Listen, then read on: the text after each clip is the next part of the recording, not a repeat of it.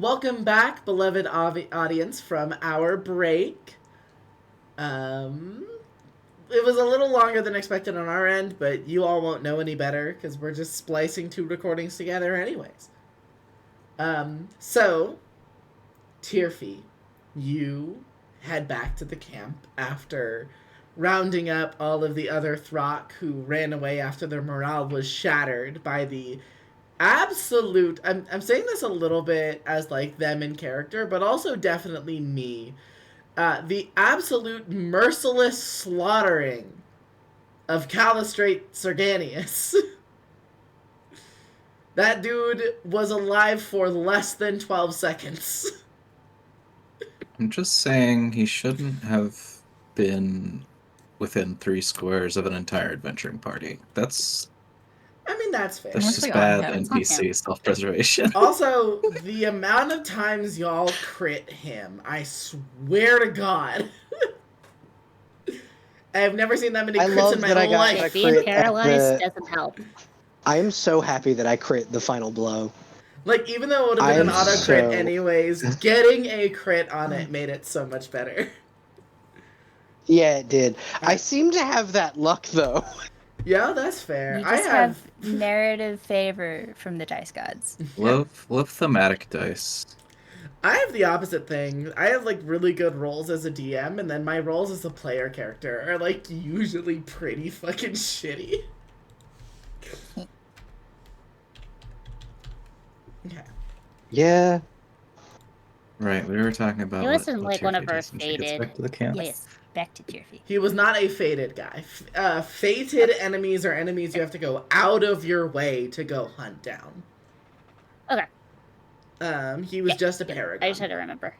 That's the one where we get the Revivify, basically. Yep, the free fate point. Okay, so Tearfy returns to the camp. Going back to the temple, Ibis, you pose the offer to the rest of your group. Want to go talk to some gods?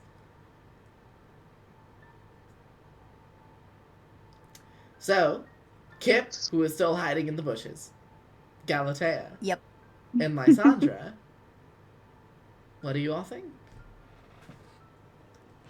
Hold on, I have to see if Blindsight actually lets me see if Kip is hiding. I think I can bypass his hiding. I rolled like a 22 or something on my stealth check. I don't even remember. I think. Let me go find out. You can see creatures who are invisible automatically, not creatures who are stealthing. Okay. Yeah, They're 22. Okay. Yep. Yeah. I think Galatea would try to wipe off the void shadow tears mascara thing from her face if she can. It's like staining the skin. It doesn't rub off.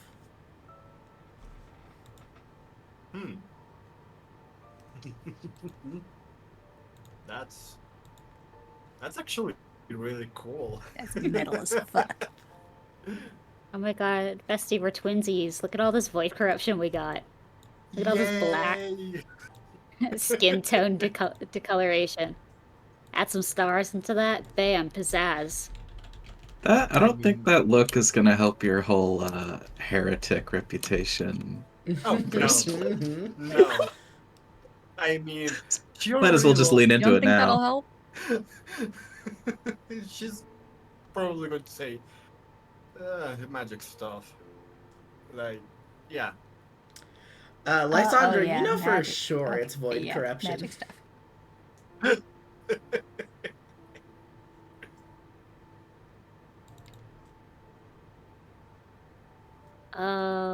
Yeah, I think just because of how she is right now, she just kind of whips over towards Galatea, who just kind of confidently just says all those things, and is like, I forgot how dense you are.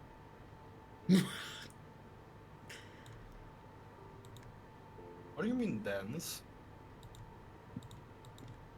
I think at the same rate as another person. What do you mean dense?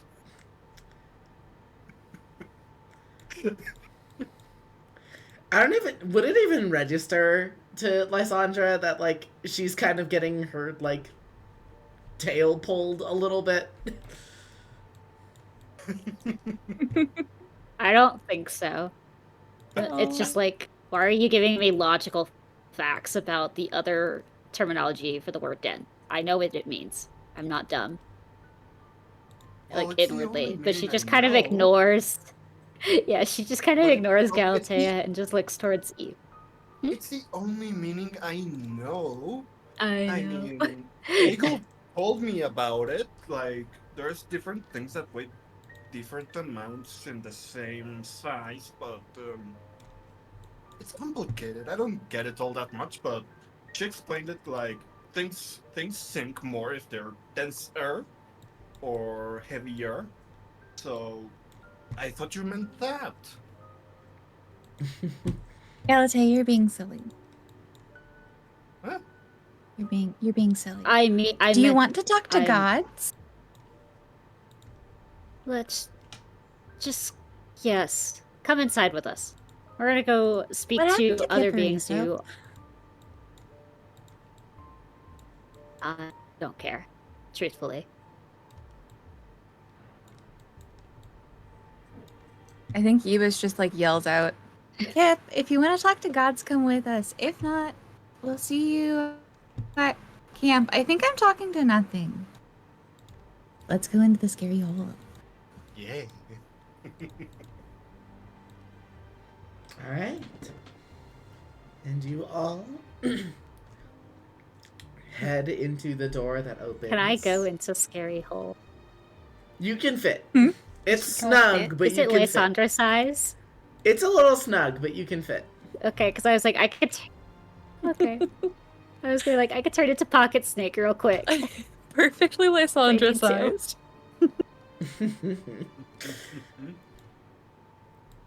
A horse wouldn't fit, I'm sorry. but Lysandra would. I would have to ask. I would have to ask this question constantly. Whenever it's like a door opens, I'm like, can I fit? Is it Well, Lysandra's this is what you get for being a big snatey. Big snady. Big hot snady. Mm-hmm. Hot is a very important adjective in With describing now a gaping Lysandra. hole in her abdomen. We're all a little bit I am both bruised hot here. and cold.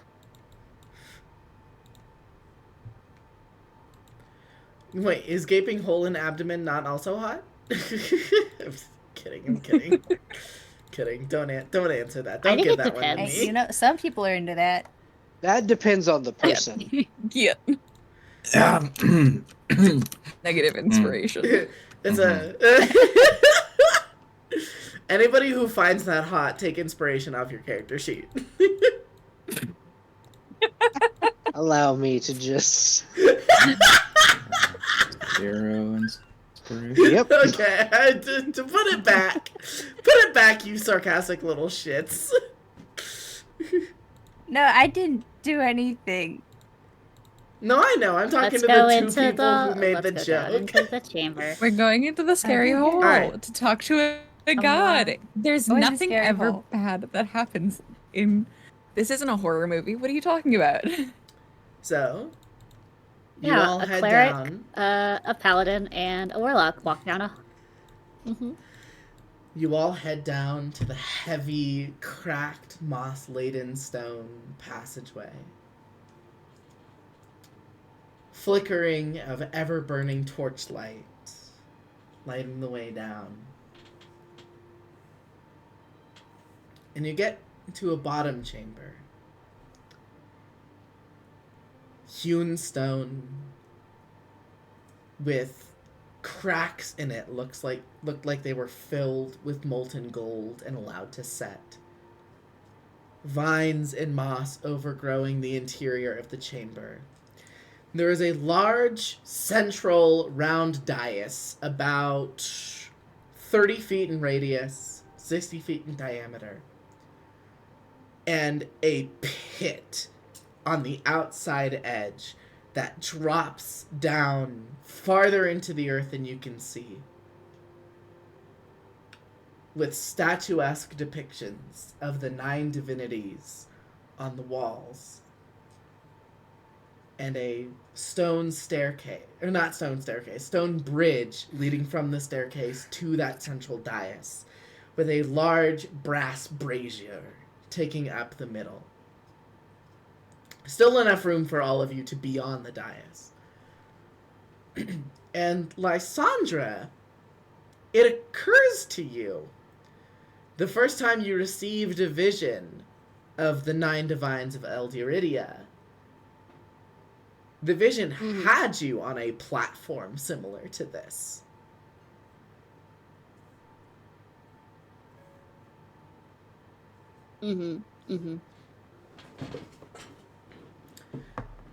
The brazier is currently not lit. I think. Okay.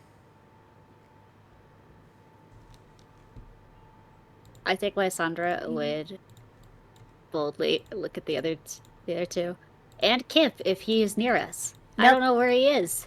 Nope. No, Kip. He's just gonna forever hide in a bush. I think Kip is stuck Who in the knows? bush at this point. Hey, I mean, that fits so him. let's question. Answer? Could Galatea use Not before stuck in the entering bush. the cave? Not.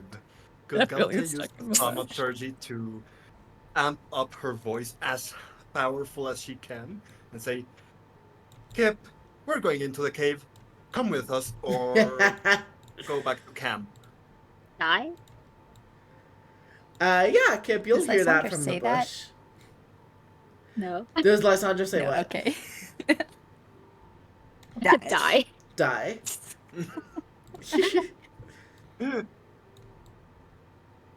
Yeah, come into the cave or go back to camp and maybe die on the way there. That's how Lysandra sees it. Kip can't Aw, survive man. on his own twinkish self. Back to camp. The merits of a twink are few and far between. Survival is not one of them. No. We saw that he kind of got lost by leading Enyo and Evander around. Kind of knew where he was going, but kind of also he wasn't didn't know. actually lost, but he was trying to get himself lost What a foolish twink. on purpose. This is what we have. Yeah. Actually, he's very wise, but well, Link's Under, just why not is under he smart whose at these criteria? Under whose a- criteria is he considered I think- wise? The stat says he's wise, but Lynx and Kip say no. okay, 13 wisdom. It's more than his intelligence. All right, marginally more wise than intelligent.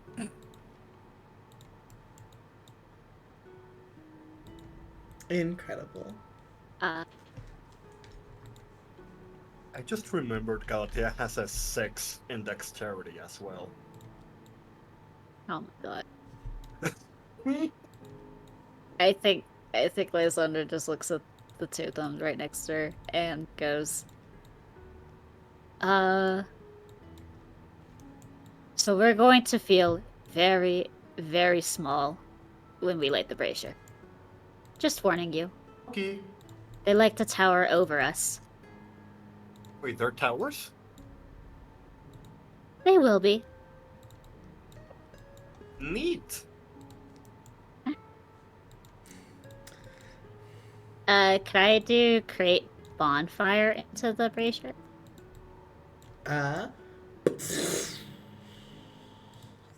It takes the fire and begins to burn.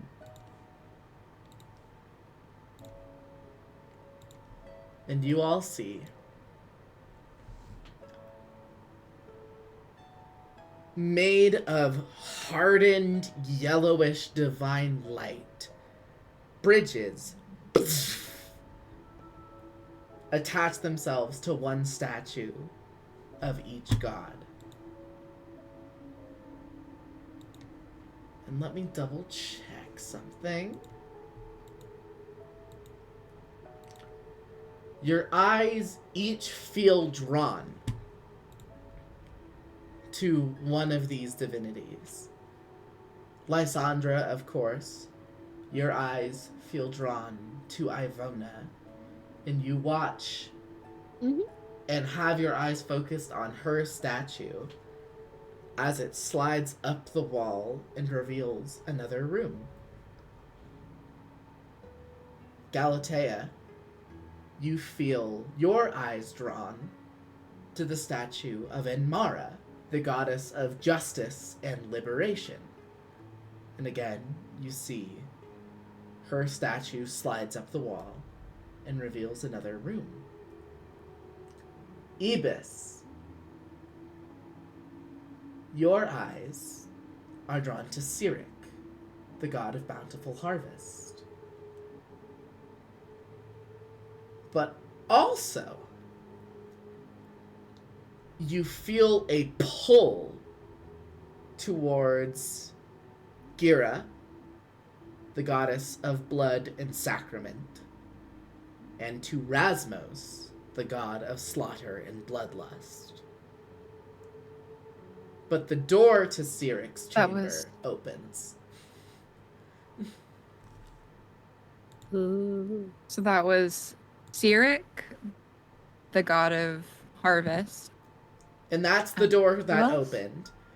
But you felt a Okay. pull to Gira, the goddess of blood and sacrament, and Rasmos, the god of slaughter and bloodlust.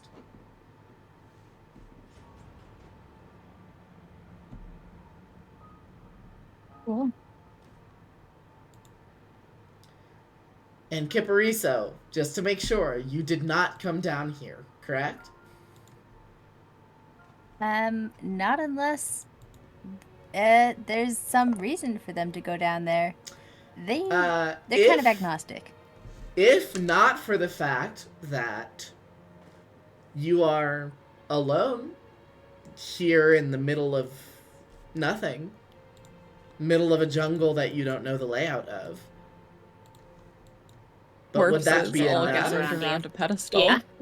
But would that be enough You for also got to the Kipariso? Well- point there. Hold on. Uh-huh. Hold on. Hold on, Mhm. hold on. Mhm. Holding on. Okay. Mm-hmm. So, all right. Can they keep stealthing? Is that an option? Yes, you may. Okay. Kip is also going to go down there, but just be very quiet about it Okay. and like hide in the Then, shadows. when you have eyes on the chamber, you feel your eyes, ever so slightly, drawn to the statue of Eusis, the goddess of poetry and beauty.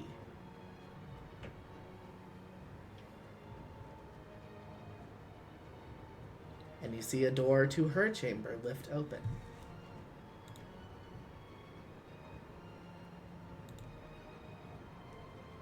Kip would wait until everyone else fucks off and does something else, Okay. and then go into that chamber. Incredible. It looks like a couple of gods have chosen us, which is fun. I'm excited. This is interesting. Yeah. Well, good luck to you too. And maybe Kip if they're around. I don't know. You do all see I shall a let them mysteriously opened fourth chamber. But you don't see a Kip. You don't So- see a Kip, but you Wait. do see the fourth chamber. Did any of you How see good is Kip at stealthing? an extra wall open? Kip rolled a Yes, like fucking a god would 23. like to talk to someone. Yeah, none of you see shit. Yeah. Okay. Unless anyone wants to make active perception checks, we will move on. No. Okay. Yeah. Also, I'm posting the names of all the gods in the Nomad chat. Thank Thank you. I was trying to find your pantheon. It was Thank so you. there's a tab in Okay. here that's labeled EOB World Building that all of these were also in. Okay. Yeah. Okay.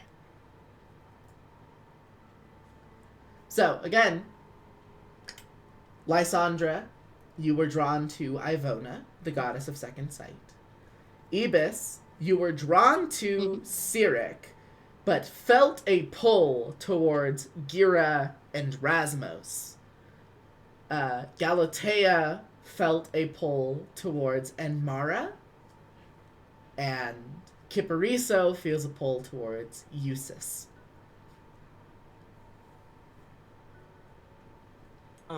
Question, real quick. Mm-hmm. Did Galatea see the statue of Kisoi, mother of sea monsters? You would have seen it, yes. Specifically, let me Would get that you- for you. The depiction on the statue is a woman, is a figure with the upper body of a woman covered in seaweed with barnacles encrusting her upper shoulders. 4 pairs of eyes on her face.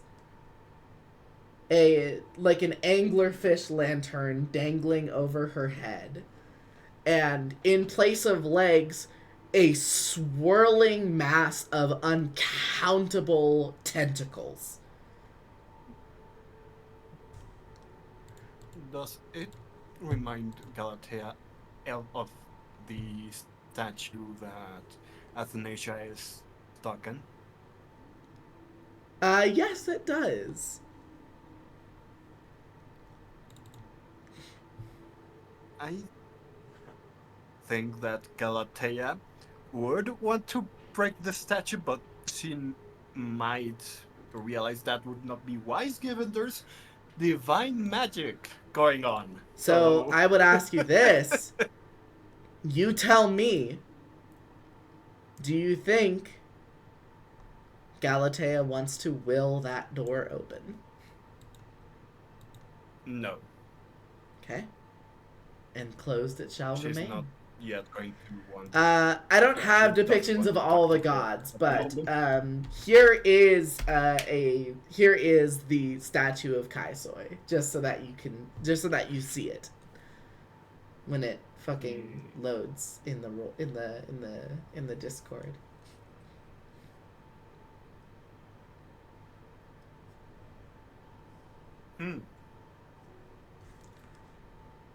Yeah, mother of all sea monsters. Yeah. Yeah, I can see the relation between the monster that attacked Athanasia and her. Yeah. This isn't Scylla, but you're like, I can see the family tree. Yeah. I can see her being the mother of that other thing. Exactly.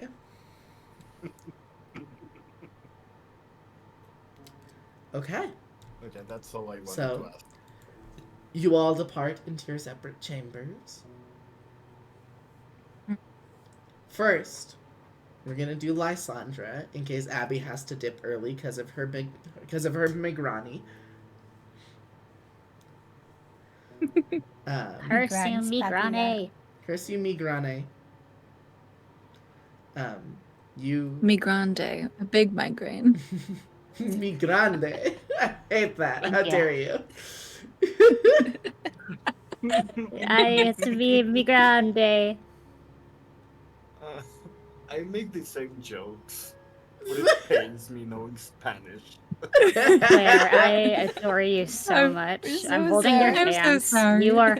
You are a treasure into this world. Mhm. Thank you. And we know nothing.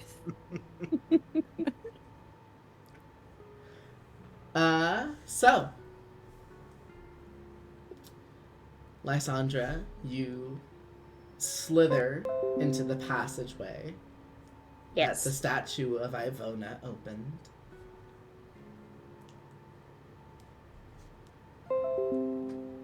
And as you make your way into the chamber,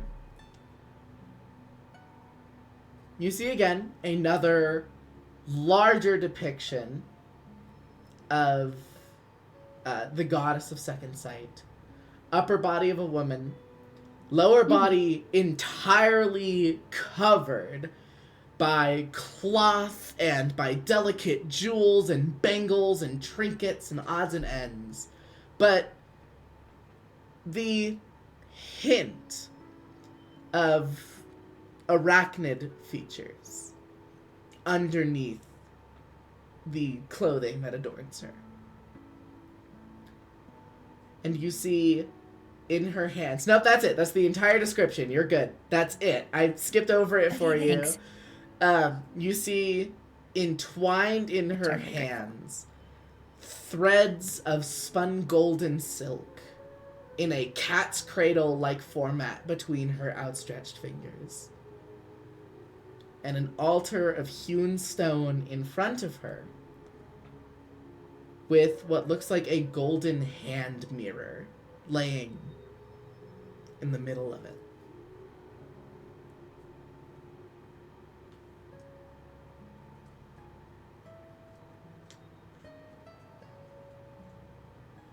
Trying to see.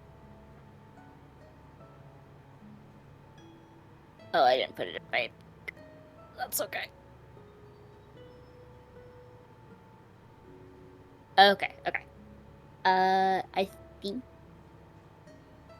So it's just like the mirror is just like in front of her on like a pedestal. Just sitting on an altar in front of the much larger and grandiose statue of the goddess of second sight.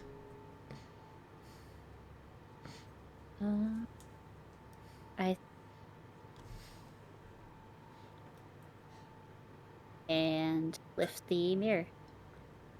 Okay. You lift up the golden hand mirror. It radiates warmth and divine energy as you grasp it in your hand.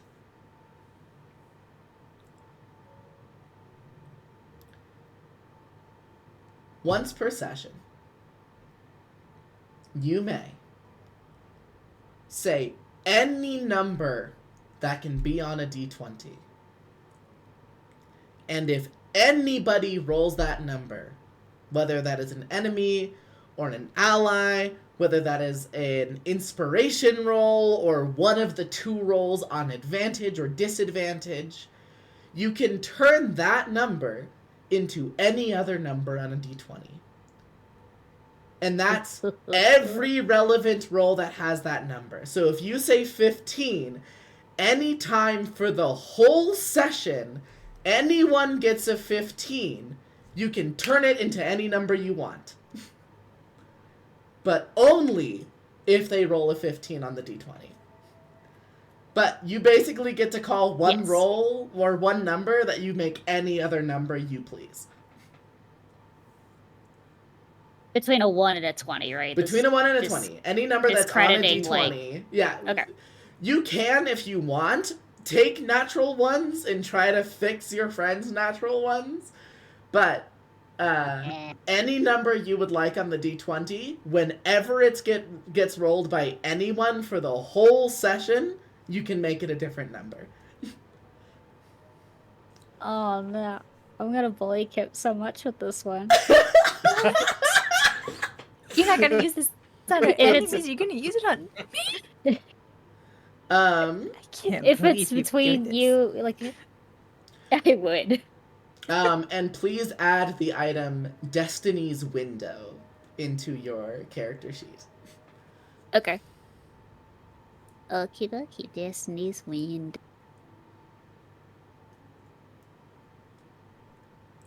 Do you say anything in response to receiving this item? Do you talk to the statue at all?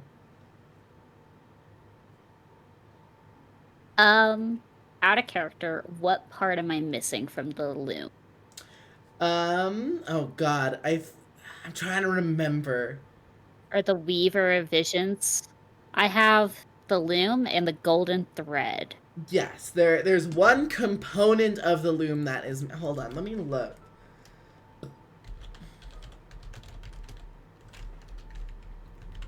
I know have it wasn't it the here. shuttle because I really thought it was going to be the shuttle. wasn't and the it wasn't the shuttle. shuttle.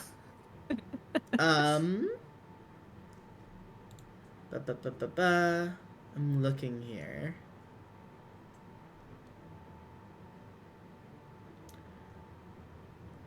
I think it was the cloth roll. Okay. I think it was the cloth roll. The cloth And then roll. remind, what was the druid's name again? The Speaker of Turok. That handed her the golden threads. The Speaker of Turok. The Speaker Yes, of Turok. I can confirm it is the cloth roller, because that's what holds the completed fabric. So you can put the threads in the loom, but there's nothing to hold the actual tangible altered fate, so it can't it can't come to pass. There's nothing to hold the completed fabric of the loom. So that's what it is. It's the cloth roller. Okay. As she's holding the mirror and just kind of looking it over, she redirects her attention towards the statue and goes, I apologize for coming in here in such state. It appears I got mad again. You see But life breathe into the statue, and it shifts and turns and regards you, but doesn't interrupt. Yeah. I appreciate the offering, and with the help of the Speaker of Turok, I am only one item away from completing the Weaver of Visions. You see she smiles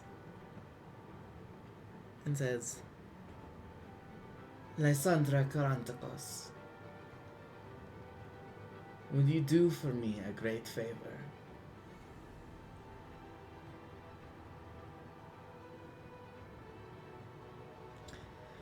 You need not change your allegiances or forsake those who currently guide you. But would you do me the honor of acting as my champion and herald when it is time to rebuild the Empire anew?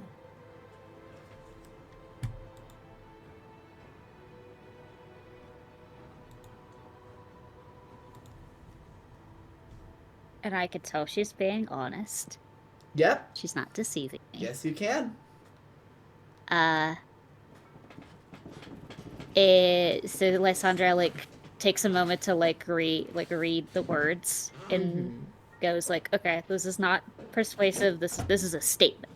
This is a question. This is a genuine question. A query. Will you be the herald of Ivona when the Empire has to be rebuilt?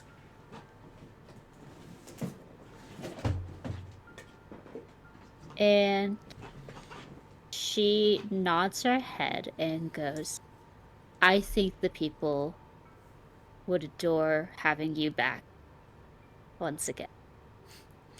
You see she smiles, looks at the rift carved in your abdomen and says, would you like me to fix that for you?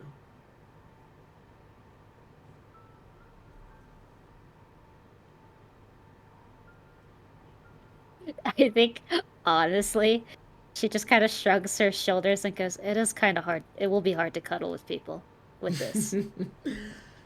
And the stone arm of the statue reaches out and gently places the tips of its fingers on your forehead. You feel a warmth pulse through you.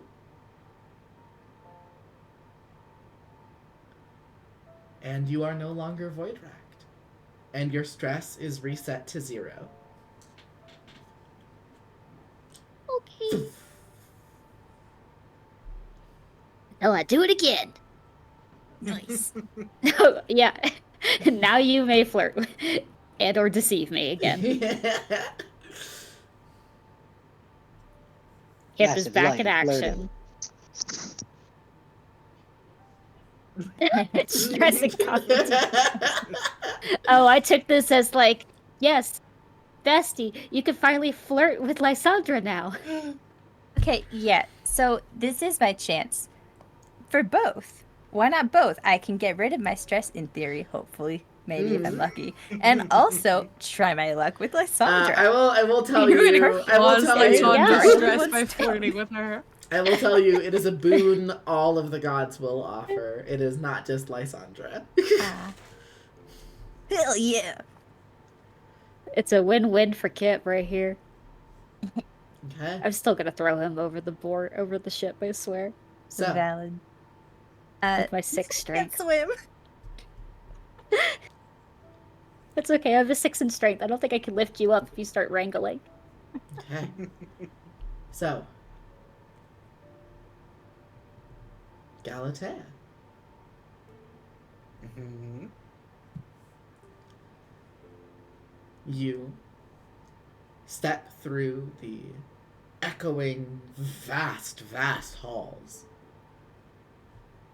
of the chamber that was open to you.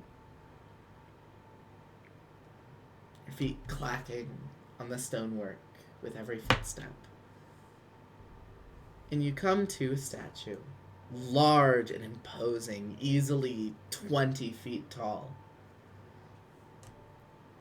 with a depiction of a 3-headed sphinx. Rather than all of the 3 heads Oh. being next to each other, there is a face in the center where you would expect it to be on a sphinx. There is another head lower on its clavicle and collarbone, and there is another below that, just barely underneath the sternum.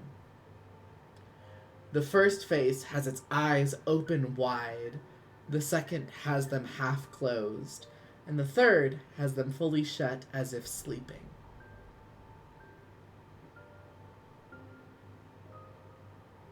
Mm. And you see a pedestal in front of it, a large altar made of hewn stone. And on it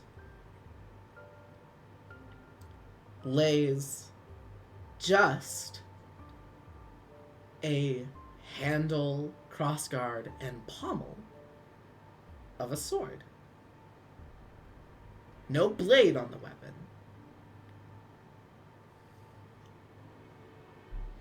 The pommel is wrapped in leather. And the handle is wrapped in leather.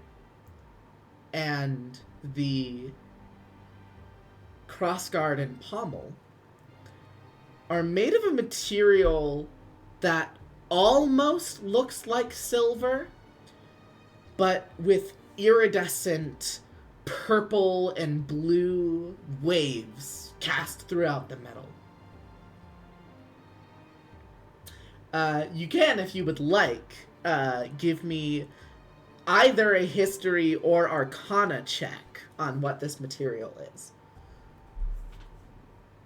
I mean, either is going to have the same modifier, -2. No, I'm boy. going to go with history. Okay. This is just weird silver. -1. This is just a really weird silver. Just whack.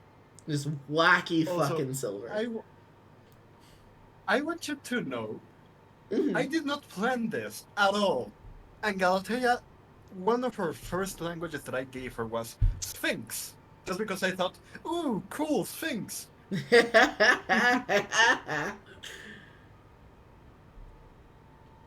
But yeah, she's going to take the handle Okay. of it. What is Galatea's favorite form of blade? If Galatea is going to wield a bladed weapon, what is her preferred form for it to be in? Great sword, long sword, short sword.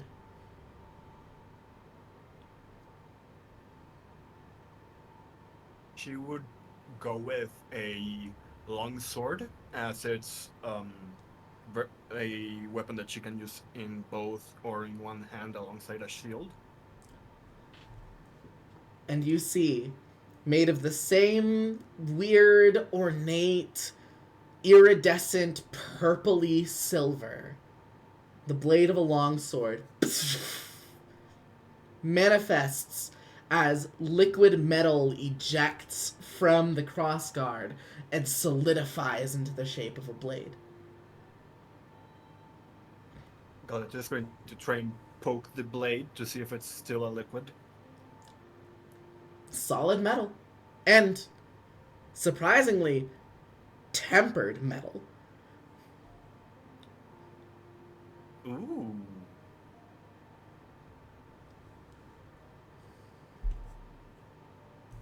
She would probably try a test swing or two. In a very like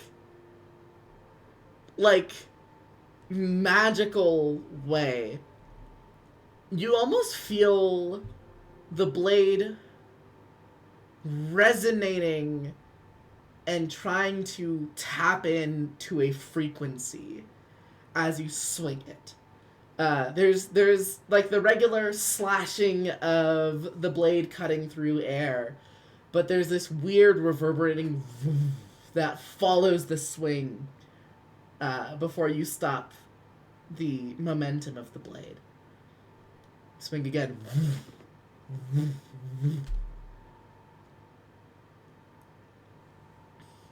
And you feel in your peripheral vision a shifting as the statue begins to move.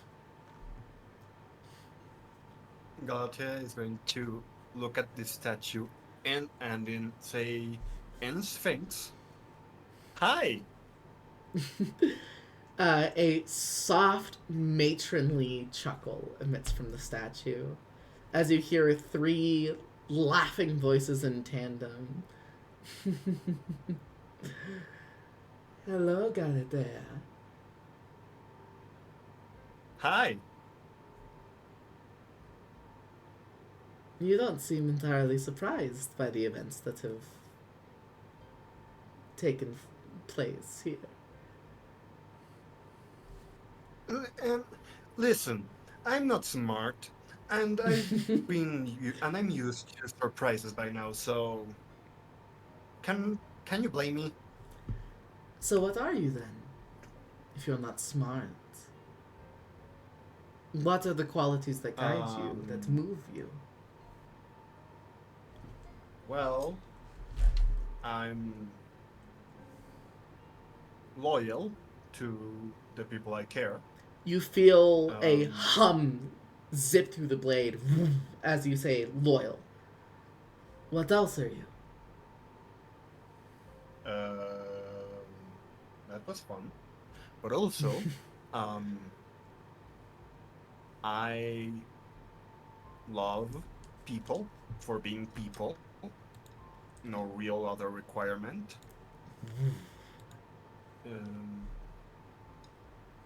What else? I care for people's well-being. What else? Would you call yourself... I really hate when people... Oh, go ahead. Go ahead. She would say, I hate when people mistreat others for no reason other than their own gain. You feel the pulses getting more forceful, not uncomfortable. The pulses get stronger as you continue to list off these qualities. Would you... Got it. If you had the mind to, would you call yourself heroic? Well, who am I to say that? It would just be arrogant to say it. If I told you you could say it? Then I'd say you told me that I am heroic.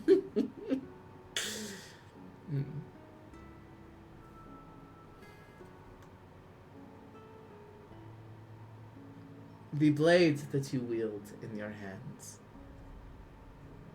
is Harbinger. It is quite the curious Hello, weapon. Harbinger. You feel a pulse run through it as you say hello to the weapon.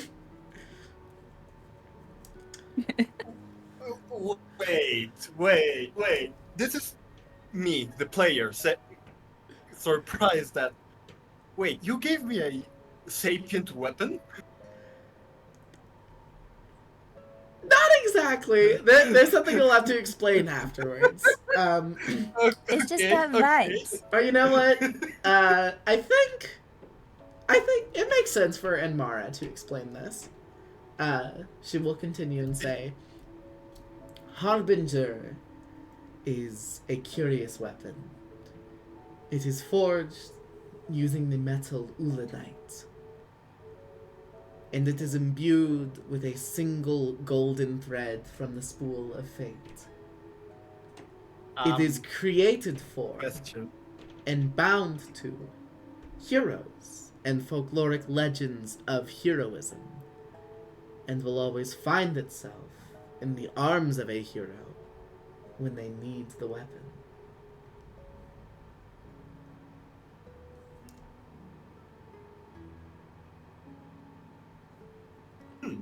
That is the blade you carry. Also,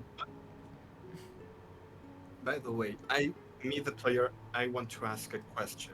Because I'm a Dullahan, is the thread made of actual gold? Yes, but it does not harm you to wield the weapon. Got it. Mhm. Harbinger Then, back is a relic. Relics are powerful magical objects that are alive even if they do not possess intelligence. Harbinger is one of these weapons. It is a weapon that will grow with you as you use it. Specifically, Harbinger does not gain its power from your strength, from your might, from your physical prowess. It gains power in your story, your journey. Whenever you reach personal growth, Harbinger will respond in kind and will gain new ways for you to help your allies. And it is an honor that I get to be the one to put it in your hands.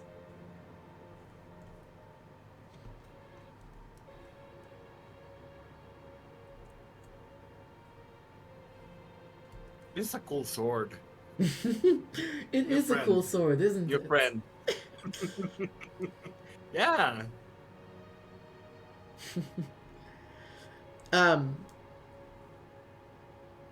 Now, I'm gonna make this an easy choice, because you don't have to put time into this. The weapon wants to attune to Galatea. Does she allow it to? Yes. You feel another pulse of the energy of fate and destiny run up your arm and course through your body. And you hear true heroism needs no praise or fanfare, only a desire to do what is right.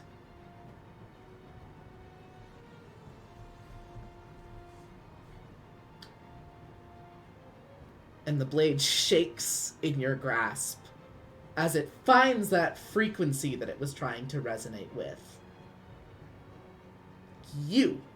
And you feel it bind itself to your soul and your sorceress magics. And as you attune to it, it harmonizes with you. And the Blade Harbinger is yours to carry and wield. This is a longer list of features that it has, so I'm just gonna DM you what this does afterwards. Yeah. But you are the first player to get a relic item in the campaign. Oh. Da-da-da-da. Yes, Yay. exactly. Very specifically, I kind of already hinted with this. I have... Thank you for the claps, babe. There are 3 different kinds of relics in my setting. Yours, and I will send you this word, is chrysolic. And a chrysolic relic gains power when you advance on your personal journey. Whenever the creature that is attuned to a chrysolic relic reaches a profound personal milestone, the relic gains power and adopts new features to reflect the personal growth that you have obtained. Ooh. So it's a weapon that gets more powerful as Galatea's story gets told. Plot weapon. Yeah, it's forget plot armor, plot sword, plot weapon. Hell yeah. Yeah. Imagine it evolving into the plot gun.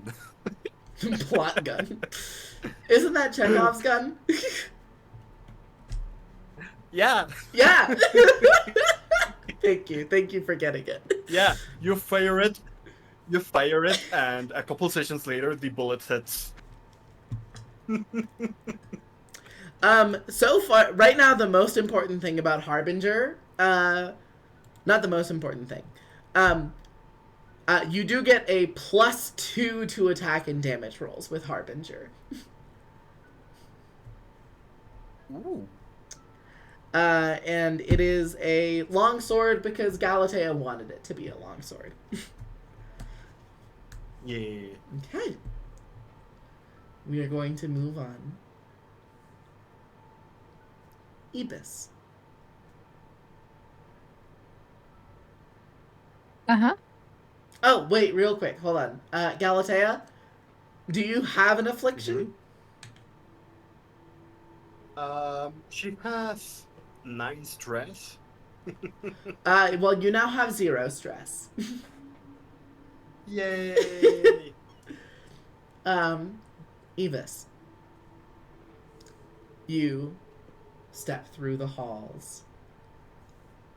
Oh, I did want to say, Mm. before she goes in, she takes the Gemini blade off of her, like, where it's been the entire time, just like at her waist, and she puts it in her backpack.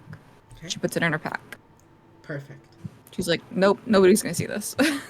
Good. Good on you for remembering that it works both ways. Because I would have gotten you on that if you didn't remember. Well played, well played. She's not gonna try and force open any other. Sorry. I love your fun little plot devices, but I had it written down. I was so ready for it. I wrote it down on my note card. I was like, put your shit away. Put the Geminite blade away. Yeah. She's not gonna try and force open those other doors. She's gonna go to Sirik's door. Okay. You head down Sirik's chamber. And you see a massive statue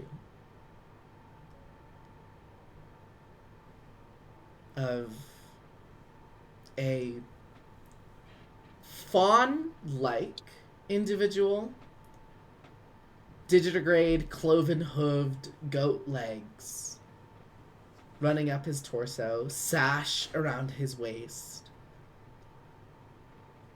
wearing a simple sleeveless cloth shirt,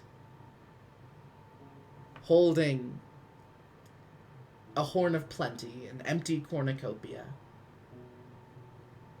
His face, is that not of a goat, rather, his face is that of a great elk with large antlers spanning out above his forehead and a wreath of various flowers and leaves. And very delicate, not super ornate bangles and other pieces of jewelry hanging limply around his, you notice actually quite emaciated wrists. As you're looking over the statue of Cyric, you realize, like, he is depicted as extremely thin and malnourished.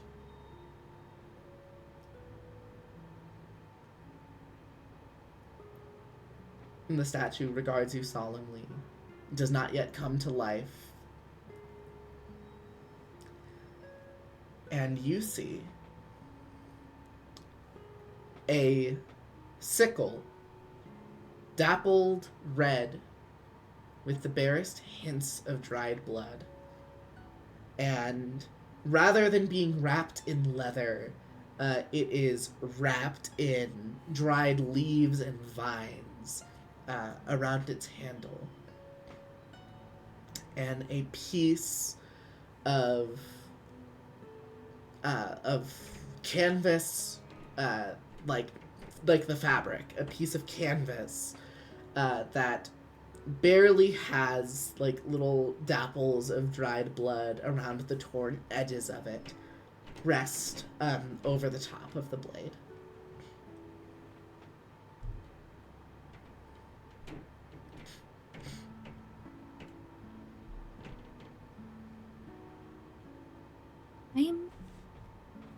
I'm glad that you let me in.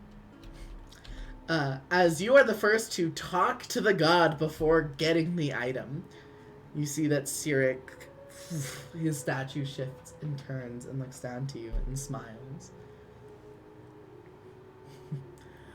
But of course, you have done what I have only seen one initiate before do, which is question. Faith is powerful. It is a lamplight in the darkest of nights. It is a way that you can measure your impact on the rest of the world, and it is a way that you can find comfort and solace that your decisions and the acts that you are taking are ones that are good and favorable and leave a strong impact on the world around you. But dogmatic dedication, blind faith, is volatile. It harms those around it. It uses those who would follow it as weapons against their populace and sometimes against each other. Faith is good. Unshaking, unquestioning, unwavering faith is ruin.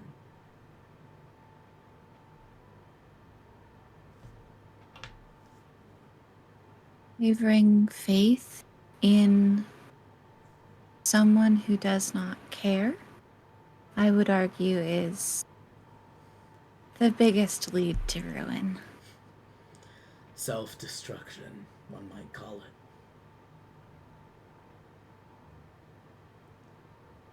Is it really self-destruction when you're led to it?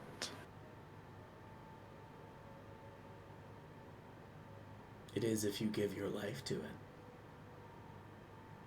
Or, rather, should I say, Your eternity. if you give your life for it.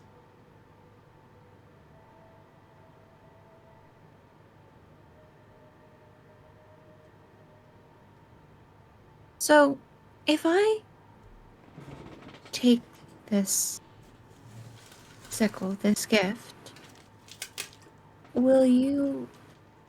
Is this like... You're going to be watching over me? If you so will it. The thing I think a lot of people forget about the way that we gods work is we were once Vir.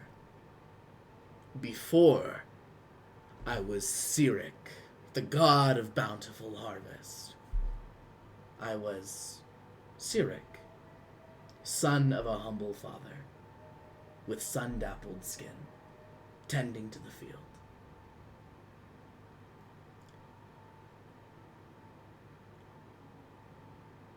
You were human? All of Or us you were. were... All of the gods were.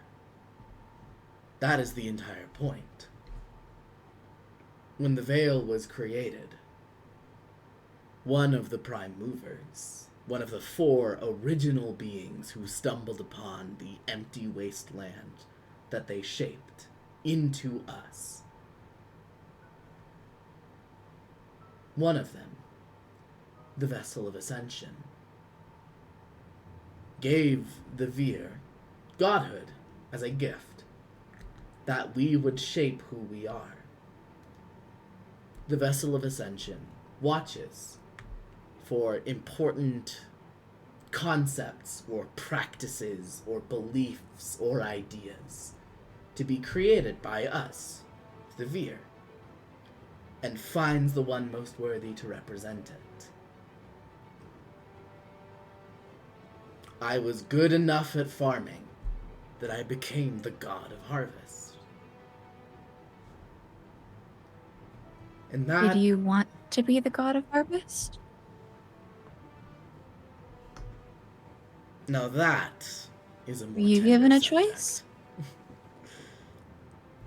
Sorry. No, you are fine. Please, ask questions.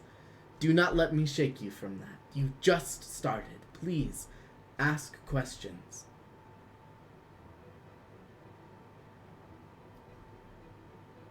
The offer was made to me. I was given the choice. Some gods, who embody more vile practices, do not get the choice. A fitting one comes to mind, the Sable Queen. She is what the rest of the world who acknowledge the gods know as a forsaken deity. A god who represents a volatile or harmful concept. The Sable Queen is the goddess of jealousy and murder. She was the first person to ever take a life out of spite, out of envy, out of having someone else have something that she wanted. Do you think she wanted to be the god of that? But she was the best candidate. She was the first to take a life for lust. And so she became the Sable Queen. But I do not think it is what she wanted. But to be the god of harvest, to feed all of the people on Vale who need that kind of sustenance. What an honor, I said. And that I still believe.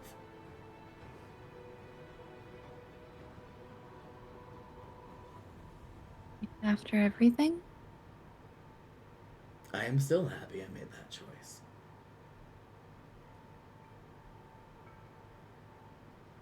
But I ramble, as I am known to do. I would prefer a god who rambles than a goddess who says nothing.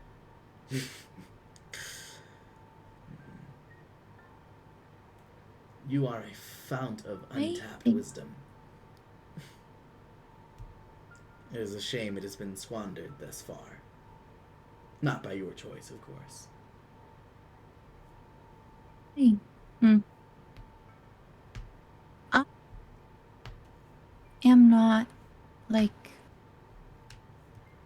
fount of untapped wisdom. I'm not even a good person most of the time. The way But I see it is you this. seem to be doing something good. Well, if you would like to do good in my name, I am certainly not opposed. But what I was going to say.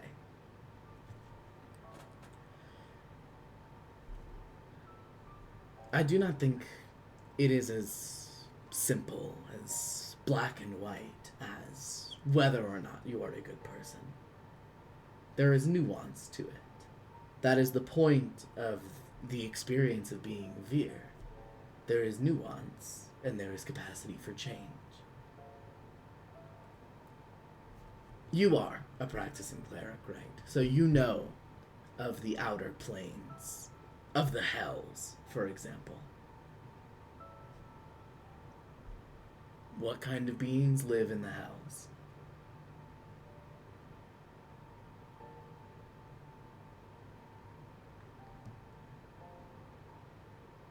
Devils, Oh, was that a question? fiends. Oh, devils, obviously, yeah. yes.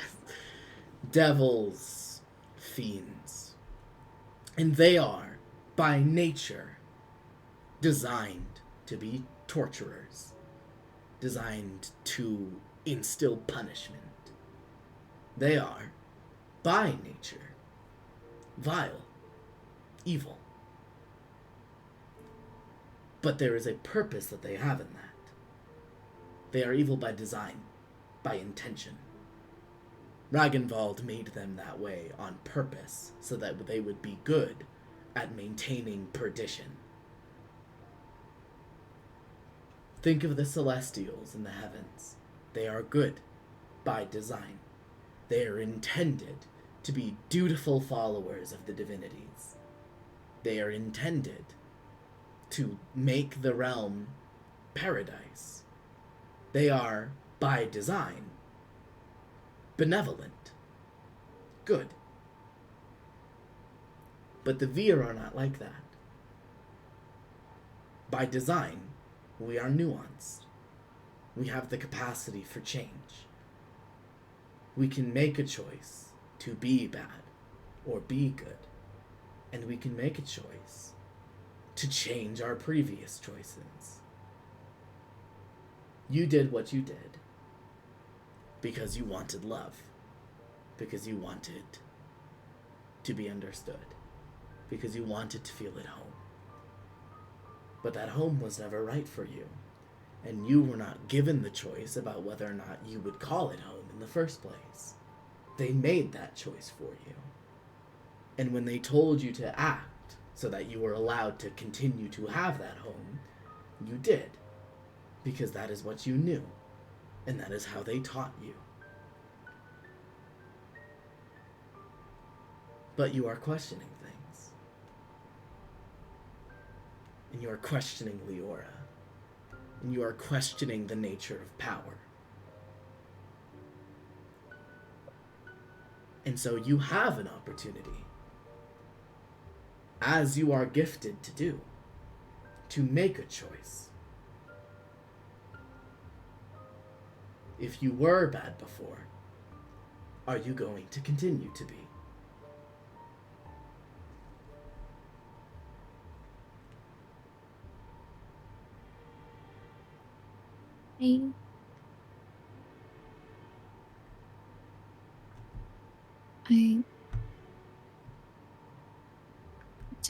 I want to help people. I think. Good. That sounds so stupid coming out of my mouth, though. No. Like- No, it is not. You want to help people. A noble virtue. Do not squander that. Feel that. Live that. You want to do good. You want to help others. You want to make right what you have done before. That is not worthy of a slap on the wrist. That is not a thing by which you should be punished. If you want to help people, he gestures down to the sickle, then help people.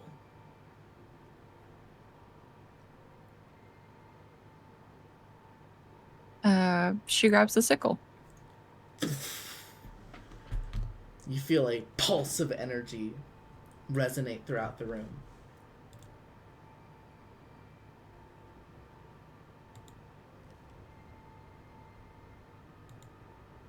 Take a close look at the sickle. Examine it. It is a shaped blade. You can see the dotting of blood spilled on it. But sickles are not weapons. They are tools. They are used to maintain crops, to secure the harvest. This sickle is symbolic of choice. Will you use this sickle to rend flesh, or will you use it to gather wheat? And I do not mean that in a literal sense, unless the opportunity comes up and you do feel like doing that kindness to an elderly farmer. But the point is, are you going to use this as a weapon or as a tool? Or as both, Or if as need both, be. if need be. Now you're getting the idea. Do you know what you just did? It's subtle, and you might not have noticed it, but do you know what you just did? You took both of the choices. Talked back to a god? Well, yes, you did talk back to a god, but let's look a little closer. You took both of the choices that I gave you, and you gave me a different choice. You chose a different answer. You can do that. That's an option. You do not always have to take what you are given. You can ask for more or ask for different. You can demand different. Use it for both. Use it to defend yourself and those that you call friends, and use it to aid them all the same.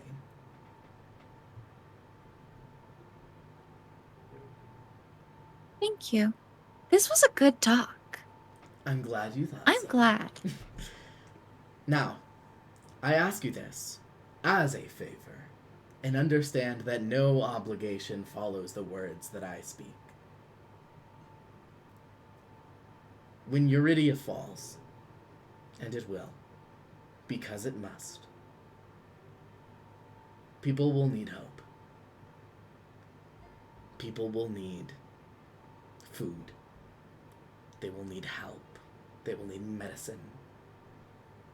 They will need something to believe in, because they will learn a very harsh lesson about what they should not have believed in. And when that time comes, if you would like to, you can, as my champion, wield my name in the name of aiding others.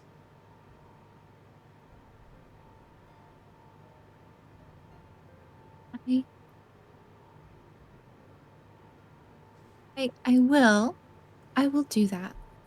But I want to ask you a favor in return. Please, all is fair. I don't want to. I don't want to be deceived by any other god ever again. So all I ask of you is that you tell me the truth when we speak. You see, he smiles. That's all. And says, gladly, and allow this to be a memento of that. He holds out his stone hand, and a ring of twisted and intertwined and bound wicker is sitting in his palm. I make you an oath as a god under the binding word of my title. Not as Cyric, but as the Lord of Bountiful Harvest. An oath here and now is made. And you feel power welling up in the room, and a not uncomfortable, but a heat beginning to build. By honor of my word, and as my station and title as a god, should I ever tell you a lie, this wicker ring will break and fall from your finger.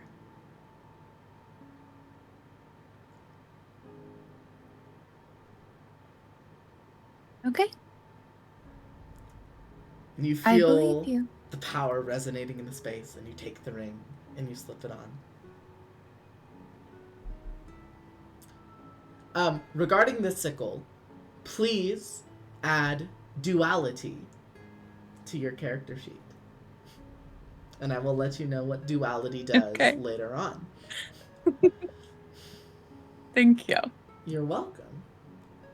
And as you turn away, Cyric says, one more thing, if I might. Do you feel uncomfortable?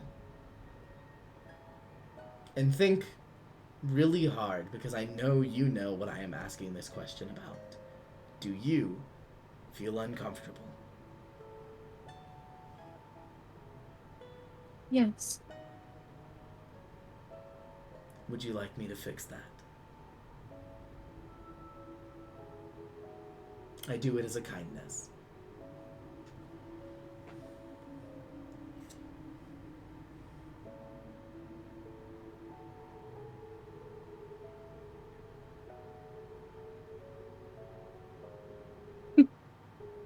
Ebis?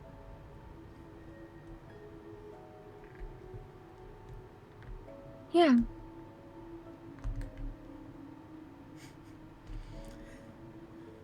You see he places his hand.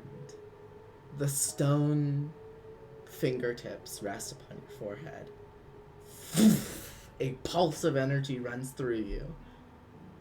Evis, you are no longer masochistic, and your current stress is reduced to 0. And your eyes return to normal, and you feel comfortable in your own skin for the first time in a couple of weeks.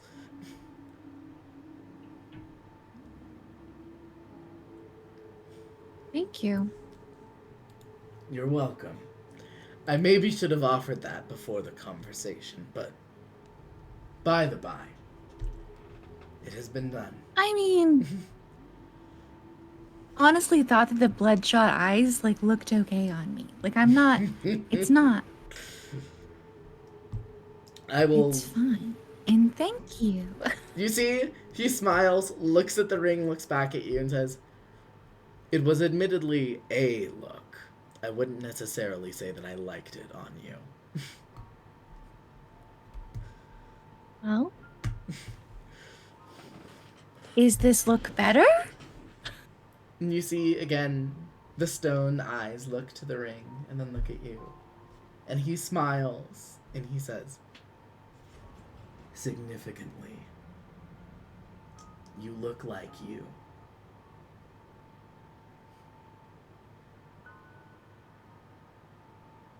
Thank you. You're welcome, Ebis.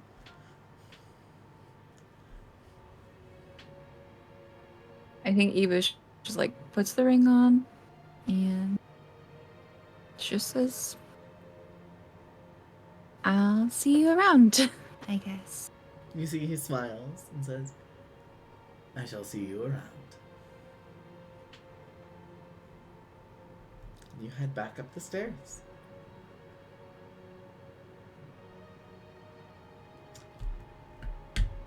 Kipariso. Yes. The statue door to the chamber of Eusis, the god of poetry, opens its way to you. But you don't go yet. You watch one by one as Lysandra, Galatea, Ebus all make their way into their own chambers. And the room before you is clear, and not a single soul rests in it. Okay. Is the door labeled? Or is there like iconography or anything? Yes. So the iconography on the front is just a smaller version of what the statue inside the chamber will look like. Mm-hmm. Mm-hmm. You see. Does Kip recognize it? You can. I'll give you advantage for this. This is the goddess of poetry. Okay. Please give me religion at advantage. That is a 20 on both counts. All right. Not natural, So, but still. what you see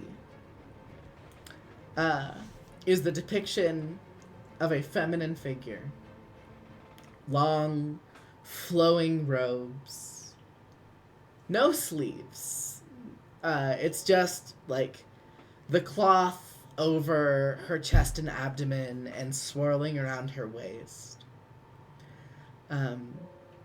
You see scales dotting her forearms, up the side of her neck, fins where her ears would be, and a long, fish-like tail where her legs would be. Flowing hair, beautiful and gorgeous. And a siren is depicted in the statue. And she carries with her what looks like a long scroll of parchment. One of the ones that, in a cartoonishly overdramatic way, is not captured in its entirety in the statue. And a quill in her hand. And you recognize Eusis, the goddess of beauty and poetry. Mm-hmm. Since Kip recognizes her, I think that would be like the thing that compels him to go into the chamber. And you step in. Into the door.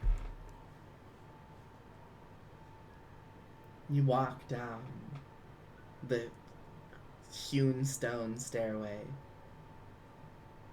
delving into a deeper chamber, significantly larger, with a statue just like the one you saw on the door outside, but standing 20 feet tall.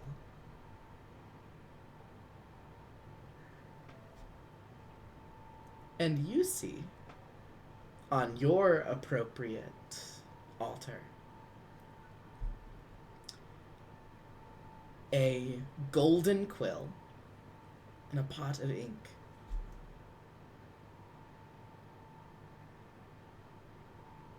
Mm-hmm. Okay.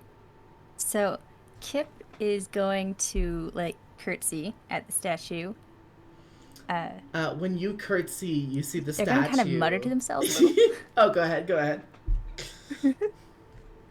And they're gonna be like, "Oh yeah, okay, the hot one. Yeah, that's definitely the one that my great uncle liked. Yeah, that's okay." You hear a booming, melodic, feminine voice say, "Oh, you flatterer." Aha! That, yeah, lovely. Wonderful to hear your voice, even. Don't act like you aren't surprised, Capuriso. I know it's your trade, but lies are unbecoming of you. I think I pull it off quite well. Oh, I'm not saying you're not good at it. I'm just saying, I think the most beautiful feelings are expressed when you are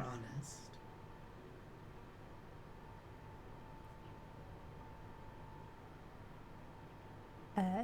Sure. Yeah. If of course, if you say so, you're the preeminent justice on all things creative. So yes. Well, not necessarily. I just cover poetry.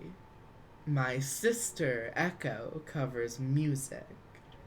I would argue those cross over a similar domain, but I am not the vessel of ascension, am Haha. And I know what that means. I?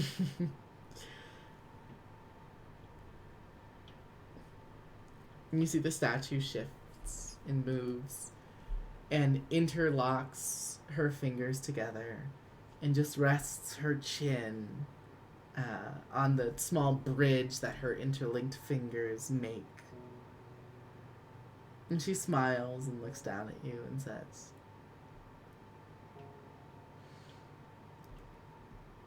I'm very curious.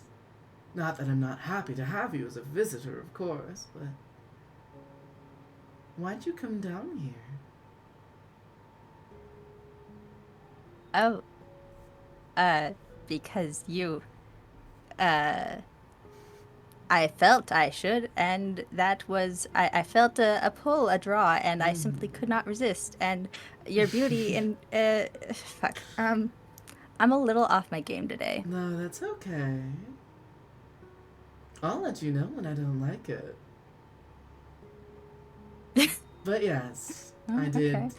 give the invitation. But was it merely out of obligation that you accepted? Mostly curiosity, I guess. Now that's what I'm looking for. There's the honesty. Curiosity. Curious about what? Well, I mean, the spooky door opens up automatically when I walk down the stairs, You even think though I'm no one else can spooky? see me there. Well, okay, no. I'm kidding. I'm kidding, good Bariso. Learn to take a joke, why don't ya?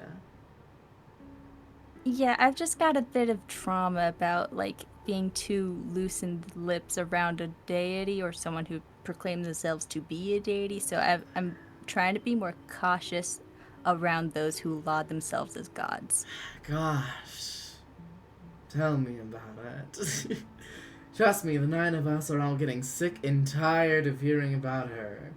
Constantly begging to be brought into the fold as a deity. I mean, Gira already covers blood and sacrament. I don't know, Leora's just out here trying to step on toes, frankly. Plus, does she really think adding an extra title increases the validity of how not a god she is? I swear. So I guess all that stuff is actually true then, probably. Heiress of Everything that prosperity's Eudorus is looking into. mantle. What does that even mean? There's no god of prosperity. I mean, maybe Yeah. Cyric. Maybe.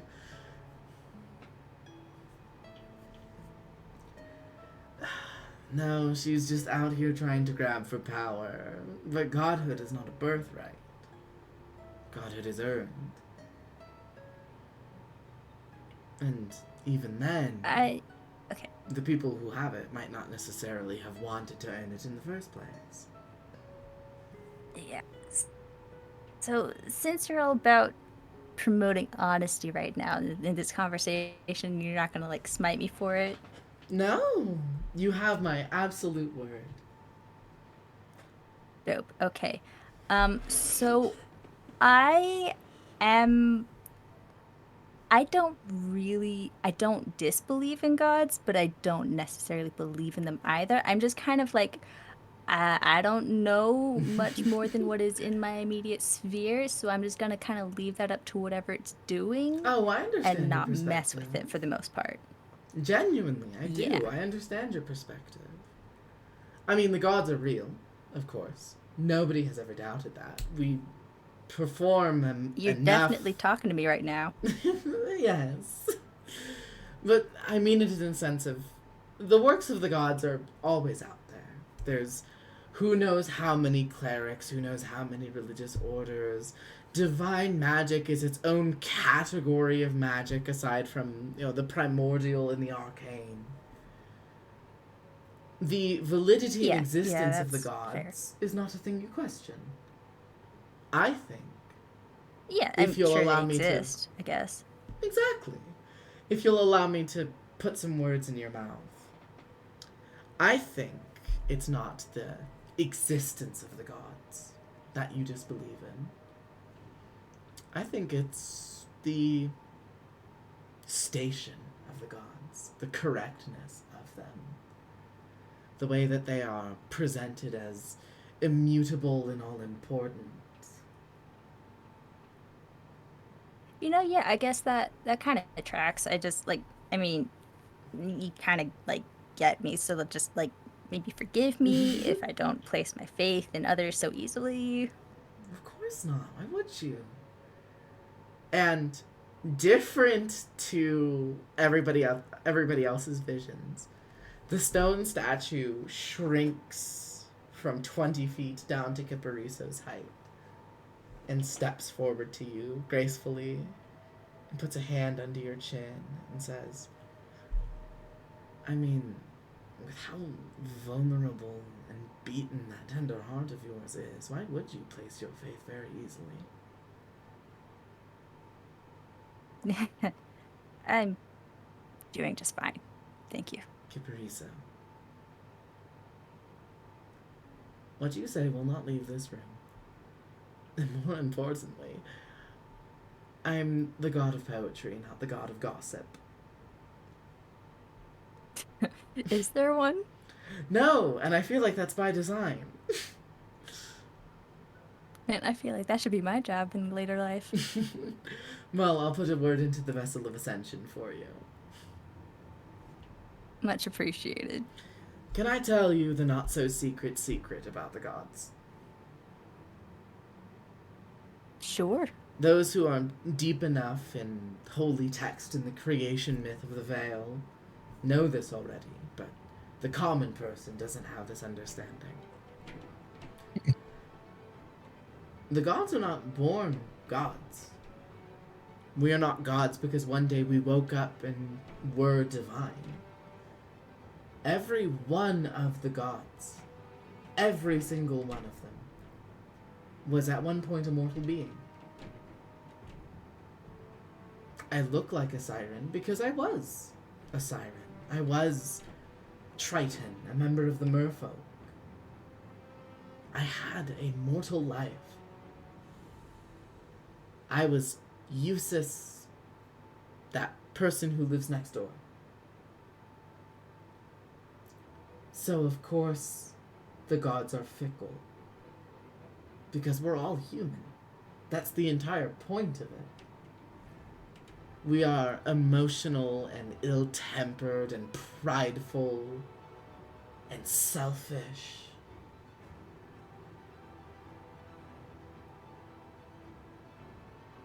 So, what do you want then? What's my domain? Poetry, music. No, not music. Music You just is said that. echo. Yeah, sorry, my great uncle was a bit kind of loose in the cap towards the ends of his days there. Understandable. Yeah. Probably got some of them mixed up. Poetry. The purest expression of the heart. That's what I want. That's what I stand to represent. The honesty of love and the honesty of heartbreak and tragedy. The expression of who we are, our soul put upon a page in ink and quill. That's what I value. That's what they made me the god of.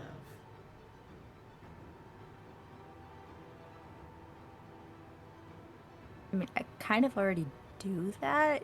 Why do you think you're standing in this So- chamber, Capariso? Right. Okay, yeah, that makes sense. Mm. Wait, so you just want me to write more poems? I mean, yes. But I think more importantly,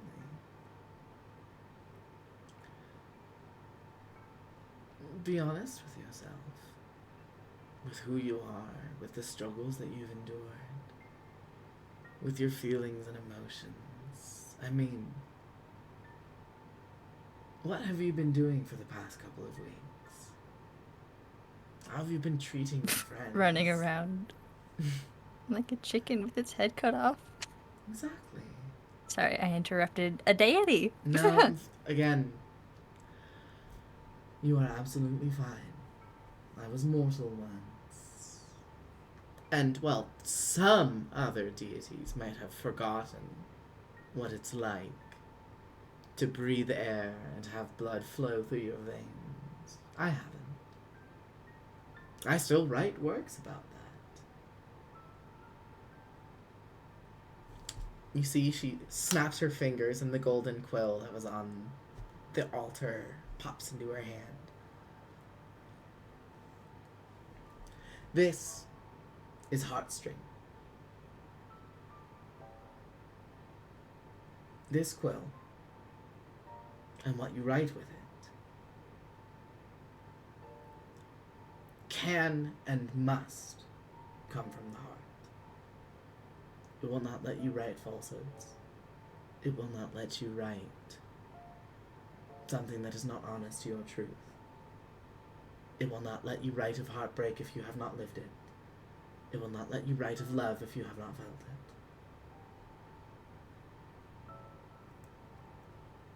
And what you choose to write a poem about with this quill has a profound and tangible effect. If you choose to write a love poem, it may allow you to heal the wounds of those close to you, or know the exact location of your heart's most treasured object. If you write a poem of tragedy, it will allow you to cripple and debilitate enemies with the raw force of your heartbreak. Could it help me find someone? Yes, of course. If you write lovingly and longingly about that which you want the most, it will lead you to it.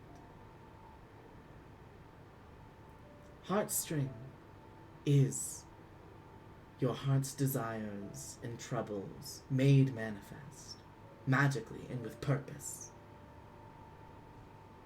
Anything you write with it will reflect itself upon the world. See, bards wield the arcane, it's true, but I truly think we should have a different type of magic, a different category.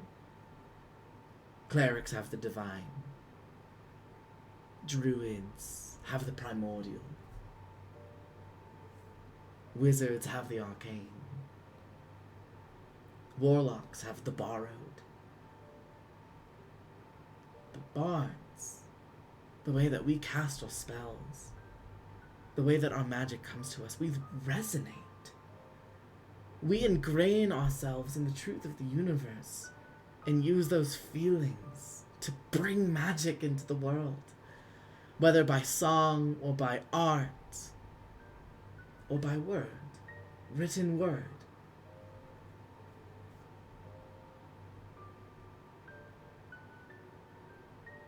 So, wait, is that why I haven't been able to cast helpful spells? Because you are not resonating. Wait, that makes so much sense now. Which, would you allow me to fix that for you? Set your heart back in balance. You can do that? I can, if you allow me. That would be sick. I mean, I'd be ever so grateful if You do not have. You know what I do mean. away with the formalities, Kipariso. You do not need them. My great uncle said I was supposed to be respectful of all things divine, and I kind of ignored that, and then I And- got fucked up. And some of the language, gods sorry. are like that. Some of the gods are very particular about title. But again, I admire and love my experience as a mortal. And love it in others. So talk to me like you would any other person. Don't look at me as a god. Don't look at me as holier than thou. I don't like that kind of behavior. Talk to me as me. Would it be and I will too talk to you as you. presumptuous to call you cousin Eustace? No, that's a curious one. Why cousin? Well, sister is too personal. Mother feels wrong. Aunt also, well, maybe aunt. I could see aunt. Aunt Eustace is interesting. I'll give that to you. Okay, Auntie Eustace it is then. She places her hand on your forehead. Pulse of energy. Kip is no longer confrontational. And your stress has been reset to 0. Yay! Yay! Yay! And you feel Fucking finally. None of us are stressed. you feel Except Tara. except Tara. Except Tara. You feel the quill heartstring pushed into your hand. And when the Empire falls, which I promise you it will, it's already been foreseen. Oh, thank goodness. Oh yes, trust me. Good. Everything falls apart. It's wonderful pyroclastic display. When the Empire falls, the people will need the honesty of the heart. They will need the unity of word. They will need a tragic account of everything that came about. And I would love it, adore it even, if you were to be the person to do that when that time is necessary. I don't think even any of the other goddess or goddesses could stop me. Fantastic.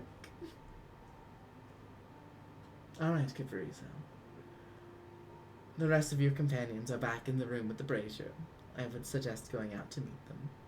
And I think I'm gonna wait for them to leave first. Because it would Kipariso. be weird if I just randomly... Kip. Come on, please, just... It's a word. Fine. It starts with an H. It's on the tip of your tongue. Honesty. There you go. Good boy. Okay, Now go greet your friends. fine. And the statue returns to told. its place. That's called a good boy and then receives head pats. And all three of you, Imagine being called a good boy by a god. Ibis, Yay! Tara, No and afflictions. no, sorry, Ibis, Lysandra, and Galatea, you all step back out into the main room. And you all see a very sheepish Kipariso also step into the space. Sheepish? Pound kid. I thought he was Sheepish? goatish. Oh, Fuck y'all. You're not. That's so good. Yeah. Glad to see you're alive and not stuck in a bush. What? How did you know I was in a bush? There are a lot of bushes out there. Were you stuck in a statue? Under dead bodies? Oh, You under the disappeared in the middle bodies. of all that. No. I was in a bush, and then I followed you guys down here because the dead bodies were creeping me out, and I was gonna freak out, but then I didn't want to, so I just went down here because I didn't want to be alone. You didn't think they looked I'm neat? trying more honesty now. It's new. Wow. Also, yes, I was mad at you because you seemed like you were mad at me, but you're not spooky anymore. Are you still mad at me? I'm a little. Okay, very honest here. Little bit mad at you that you were mad at me. Okay, but like you kind of flipped out at me, and that wasn't very like cool cousin vibes of you. Yeah, Alright? but you were being like real mean to me. When? Like when you were. It's gonna sound rude if I say that when you were locked in a cell. Uh-huh. Yeah. Mm-hmm. It would sound rude and insensitive. I'm sorry that I'm. Hey, Kip. Uh-huh. Evis is just gonna hug you. Oh, okay, yeah. I'll hug you back. If you Sorry, I cannot tried to find a force you to talk about your therapist, feelings. if you cannot find a therapist, Just talk to a god. a god makes a suitable replacement.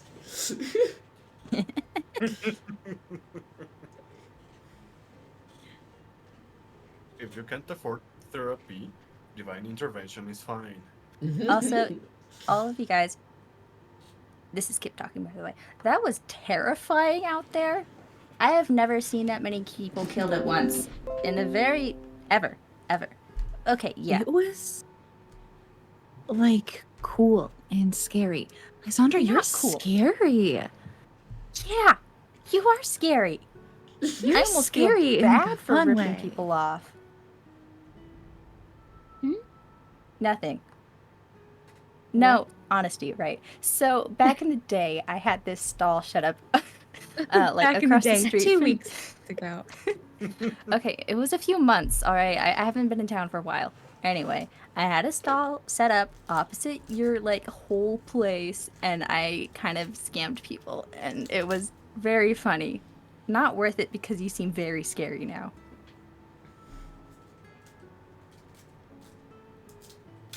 I made a lot. I could probably believe that. I'm sorry. I don't like using that. Sorry, I heard I don't like you. Is that what you said? No, you. She waves a hand over her eyes, over the blindfold. This is a reason why I wear this. Oh, So I I don't didn't- do that. I didn't just mean what happened back there. I mean, like, kind of since we've been on this trip, you've been scary as hell. Like, you could kill me with just, like, sitting on me. To be fair, most people could kill you, Kip. I mean, you don't have to say it. I thought we were being people honest wouldn't, here. though. Most people wouldn't. I'm too cute. Okay, I have met a lot of people Lysandra that you pulls a have face. dated. Okay, so... I think a lot of them would kill you. I'm so sorry. Well, Yeah, you're right. to be fair, people are saying that you're bad in bed, so Okay, yeah, that was I have heard definitely that started by too. one of the people who wants to kill me. Wait. I am very good. I am known for my skill with my hands. Disgusting. No, okay, it's not just that. I'm very good at back rubs and no. massages and the other kinds of. I don't want to chill hear things. about how good you are at intimacy. I'm a very good snuggler too, if that helps. Oh, I know Tara's not there, but Tara can attest to all of that. And like Lysandra's like really sizing up Kip, going like, really? This like tiny little thing is a good cuddler?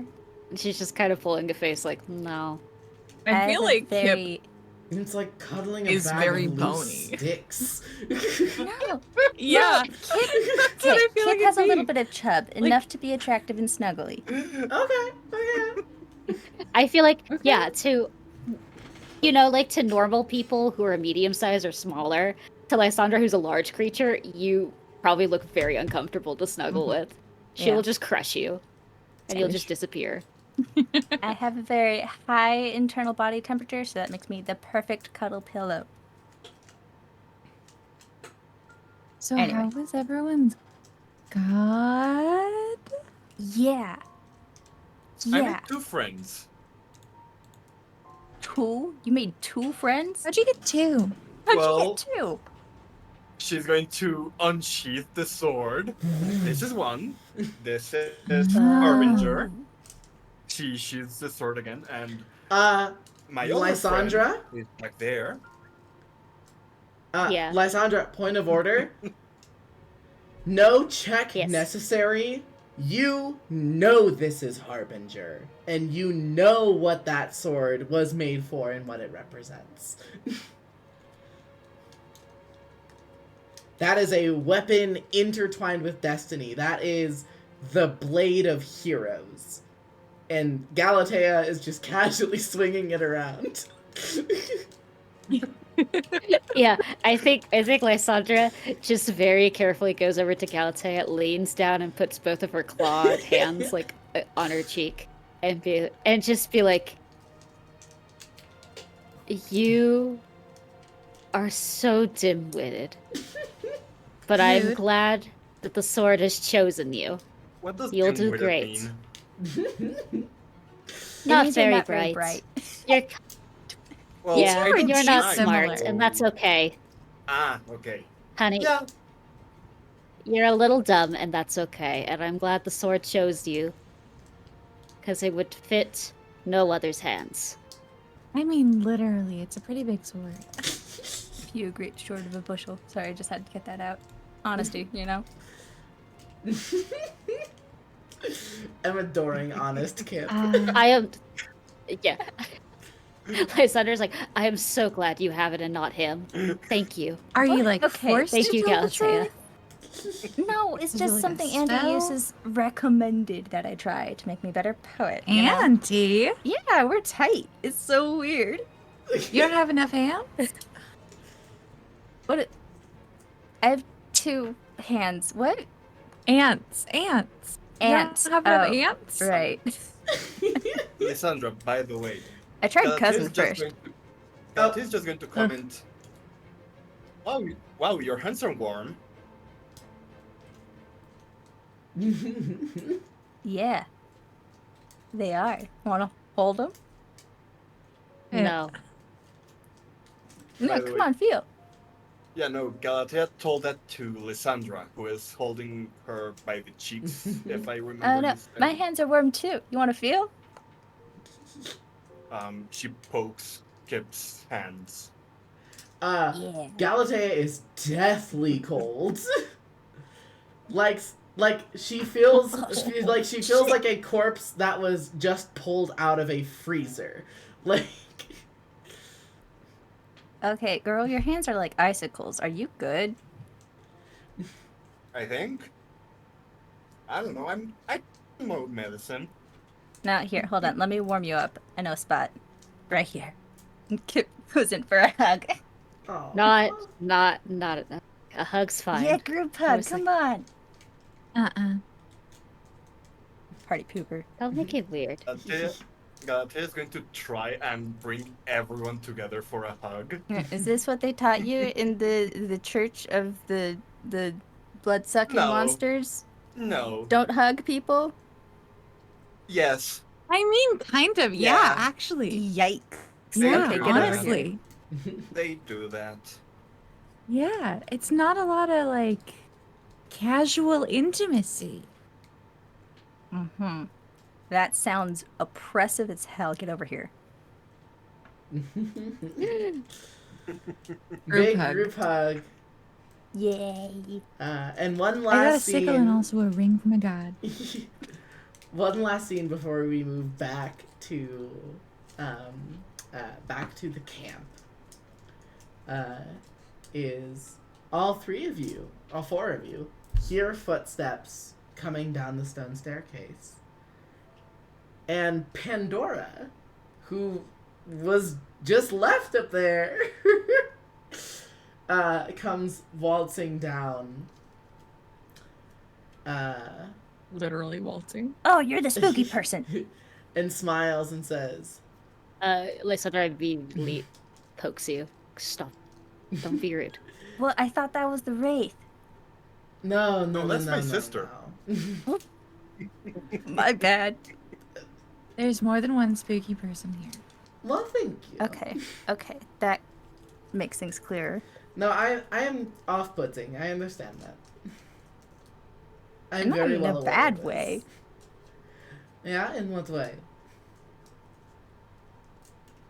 Kind of a hot way, I guess. Honesty. I'm trying being honest. It's Unsurprising new. coming from you. Oh, do you know me already? Have we met? I feel like Lysandra just digs. Or like if they're still hugging, it's just a tighter and tighter squeeze around Kip. Pandora To shut him up. looks. Pandora looks at You're kind of cute. Lysandra. I feel like I remember you. Pandora looks at Lysandra and says, "I've heard a couple of stories about your escapades." Are you talking about me? Oh. Apparently he's bad at those escapades, so don't get your hopes up. Oh no. That is People say baseless. he's bad in bed. So, Didn't I don't know, Tara Asa- at one point tell Kip that she started that rumor? I don't know. I don't think love, so. I love the idea. I don't I thought- know. You haven't Hold told on, Kip hold on. yet. No, I recall this.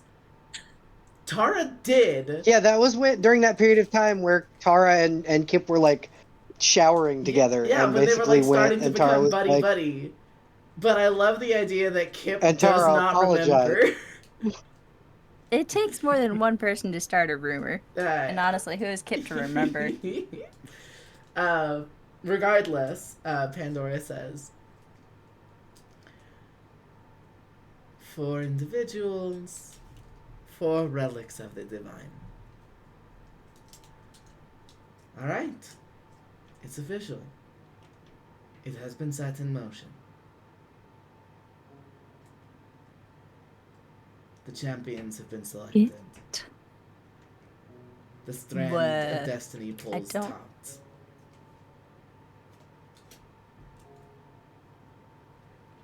Sorry, can we circle back to champions? Yeah, and it has begun?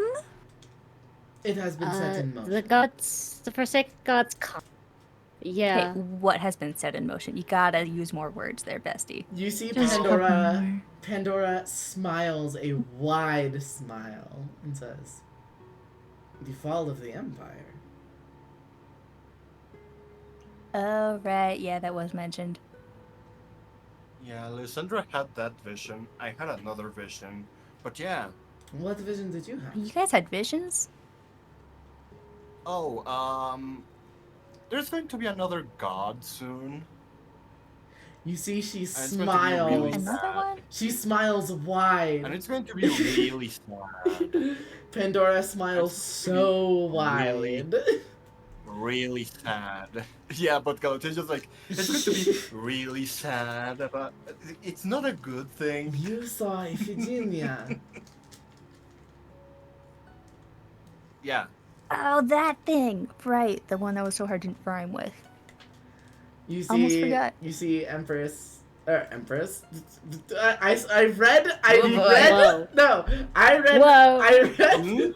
I read. Pandora Wait, is wait, actually no, no, Leora no, the no, whole no, time. shush. Oh no! I read. Wait. Please. I read. believe my, it. God damn Okay, it! I okay, read okay. my name in the Discord. And my brain said, Pandora? No, you're not saying that. You're just gonna read the word Empress out loud instead. Pandora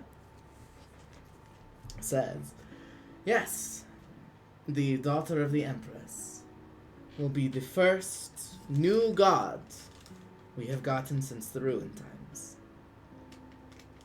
She will ascend to be the goddess of suffering in times of war. Poor child. No. But Can't think For of now. anything that rhymes with Iphigenia that vibes with suffering. Don't rhyme about a child being like bad. Bad on you. I've written about worse. so, It's on you, actually. Not that you need to read it. a few things still need to happen. Tirfi and Tara still have their relics to claim. Although I understand that Tara is already in the midst of assembling hers.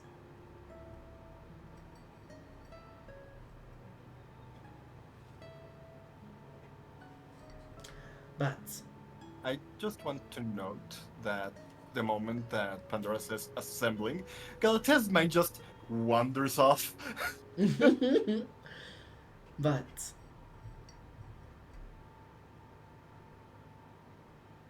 all of you taking up relics of the divines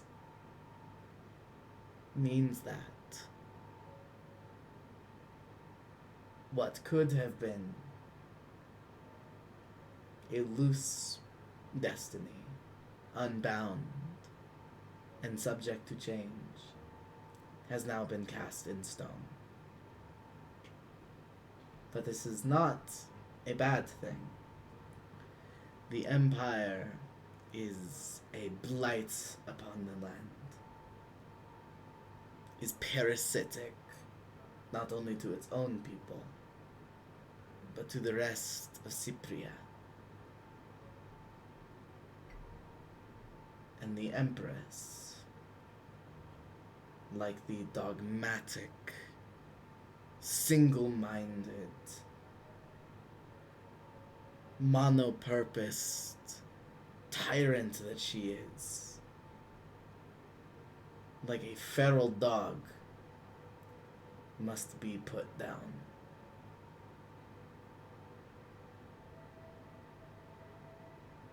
And you all have the honors. When the time comes, of course. Lysandra nose goes. knows it's going to be 10 years, right? Yep, 10 years. Yeah. Lysandra would just be like, in 10 years. Oh, okay, that's good. We don't have to worry about that just yet then. When the tone-deaf siren The thing we have to worry returns about... to the shores of Eurythia for Yeah. the second time. What? That boat you chartered, We are going Kiparisa? to get on that boat. You Right, and the all of pirates. your friends will be riding it. And you will travel across the world of Cypria. You will face many challenges. And you will suffer many Many losses. challenges? Yeah, like seasickness. And after a decade's time has passed, you will return to Eurythia, weaken its foundations, and rip 10 it down. years? 10 years. Which I'll that be is going like to be a large 30. journey. Ew! Aging isn't a bad thing. It is when you're young and hot, and you make your whole brand based on that. Hey, Tara's maybe you 30 should and not make Tara's your whole hot. brand. Pandora Sorry. will look at Kip and say, Kipariso, you are fair folk. You are a satyr. You have fairy ancestry.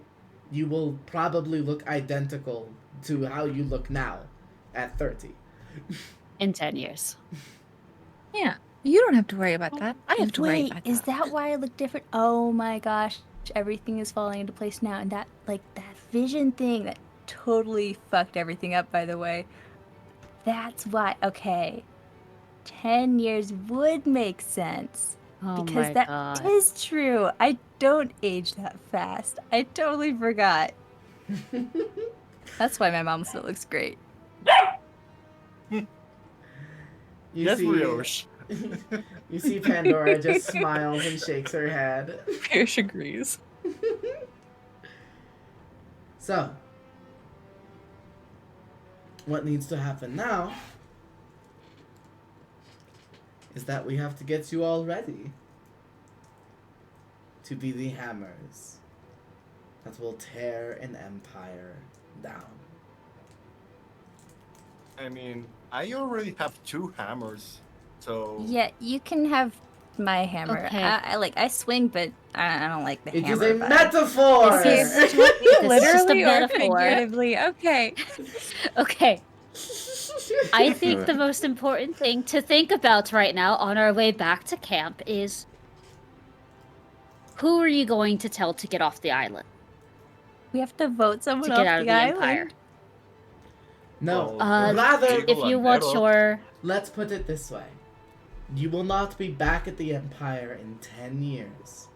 Which means anyone you want to make sure is not in their grasp should be on that boat with you when it leaves dock. Oh, fuck my family. That's Yeah, so like your weird. family, Kipariso. Oh, they might not all want to go. Do they all logically get think seasick? if No. Just half. they don't have to go on the boat, they can leave the Empire willingly or trickle out, but you need to find a way to tell them discreetly. Okay, they're Yes. titans of industry. I don't And- think you understand just how much of an economic and- impact my family has. Okay. Yes, your family probably means a lot, but Titans? I don't think the Empire is going to care much when we're branded as traitors, and they will try to use your family as means to Traitors, get us to come back. heretics, apostates, Overestimating your dissidents. family, honestly. No, Ebis, you know my mom is devout. My dad's less so, but my mom, she's like a huge supporter. They wouldn't care. Yeah, but my mom might. Yes, I mean the Empress will not care that your mother is a devout follower. Okay, backing off of my mom and back over to whoever this is. Hi, sorry, you just came over here and started speaking pretentious stuff, and I don't know your name. Hi, I'm Kipariso, young, hot, in my 20s. Available. Ugh. You? Kipariso, we have already spoken. Like yesterday. No, today. Earlier today. Can Kip just I can't believe you're so bad with faces. Okay. This I also is why want you Kip have a just lot to of make, really like, mean an faces. intelligence saving throw. Can make an intelligence save. Kip, just make an intelligence saving throw. I feel like Kip is so gay No. that he forgot the face of Pandora until he was actually no, able that's so to much be damage. attracted. Genuinely don't remember them talking, though. You God. met. Pandora showed up, and then Kip ran off. You spoke to Pandora a little bit. You spoke to her a little bit when you, like, after the Phalanx left. Because you guys deliberated, Yeah, like, but Kip oh, still thought that should she we, was the like... Wraith then. You know, that's fair. That's a fair point. And was Point like is, in a panic to keep the others from seeing the Wraith. Point is, Kipariso, you are now going through an awful migraine as you take 11 points of psychic damage. And we are going to cut from this scene. Okay. Sorry. Lysandra was like, you're immediately flirting with Pandora, and she's like, stop. Tierfy and Tara Smack. back at the camp. What are we doing before we close out? And we'll get to Enya as well. So, Tara is very tired. Mm-hmm. Tara has been through a lot today. Mm-hmm. She also got her fucking ass kicked. So, upon seeing Tierfy, Tara is just going to very tiredly smile and go, "Hello." Is she seeing Tierfy as Tierfy? The whole Is she? Hallucination thing. hallucination stuff. That's up to you, Tara. Well, when it comes, so for Tierfy, there are a few people who in Tara's life Tara sees already as like people she cares enough about where she would try and maintain that okay, this there are certain people, and so far those people are Lysandra, Kip, and Tierfy. Because as much as Tara says, no, I totally don't have a crush on the satyr, it's a lie. And Tara will just kind of smile weakly. Like, Tara does not show weakness, ever. And she'll just smile and go, Today was a bad day. Was it? Yes. Yes, it was. There was I a thought lot you of might fire. be. I thought you might be basking in the victory. There was a lot of fire. I Uh, almost died back there. If it weren't for you, I would have died. there was more than just me. Yes, but I was inches away from death when you healed me. And I have to also see to Lysandra and make sure she is okay. Tirfi, I don't think I am okay. I saw my father outside. Not like not a ghost, but I saw him as if he were never dead. As if all of them were not gone. Hmm. They haunt my vision.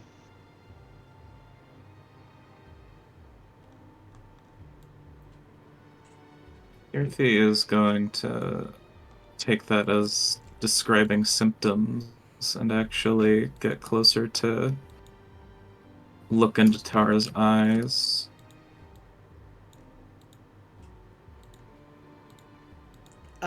Yeah, it's pretty easy to discern that Tara is actively hallucinating.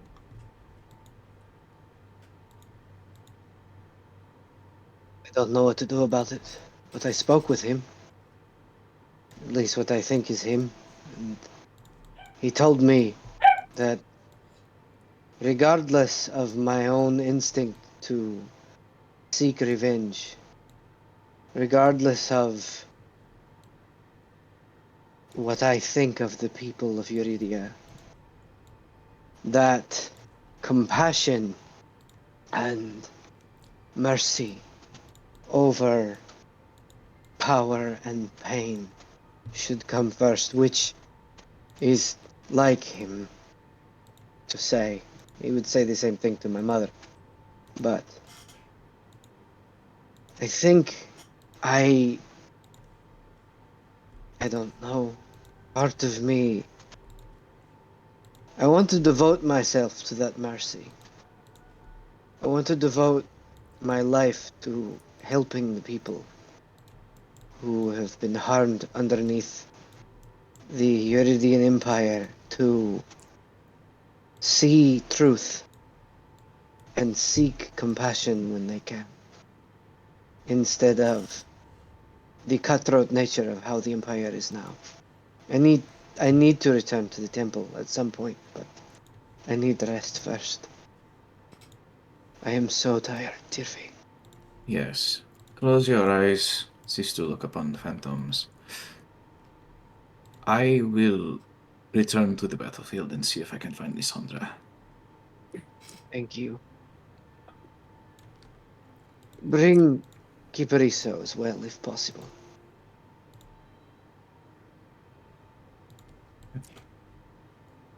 I think Um, I think having all three of you here would be wonderful.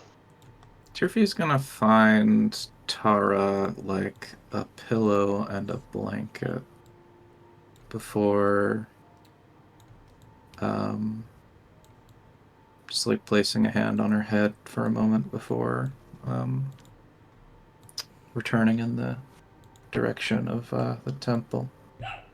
Absolutely. Tara's Tara's gonna curl up around the lion pelt that she wears Mm-hmm. and then fall asleep.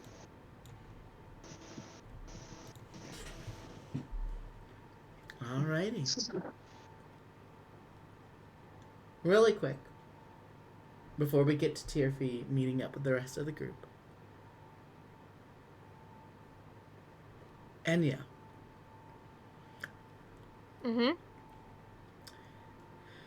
There is a deep discomfort running through you. As things are starting to change, too many things. The lycanthropy disappears, and your legs feel foreign and like they don't belong on your body, and you can't walk on them. Evander carries you on his shoulders. And you both know and don't know where you are right now, what you're doing right now. And you feel your convictions change. You know who your patron is, who the person responsible for your life and your power and your mission and your purpose. But you feel cracks starting to form. Things don't fit right anymore. The pieces are starting to fall away. Give me a wisdom saving throw. Yeah, boss, I can do that. Ba, ba, ba, ba, ba. Okay. Wisdom saving throw. That's a 15.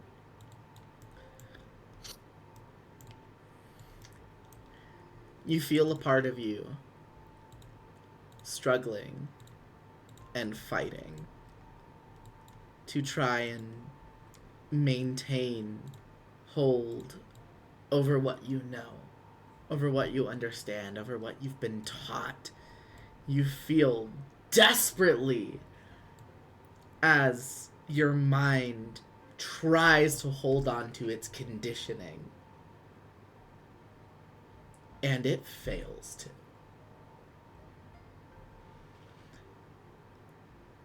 Enyo, you're still being carried by Evander, and you're still walking through the forest.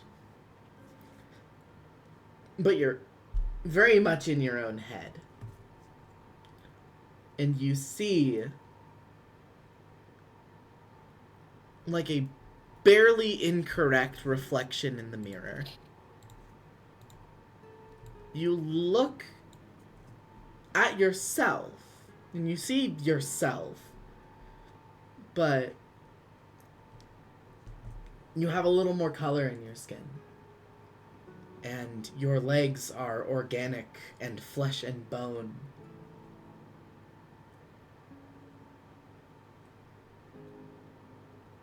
And she seems bitter and terrified and headstrong and self-assured.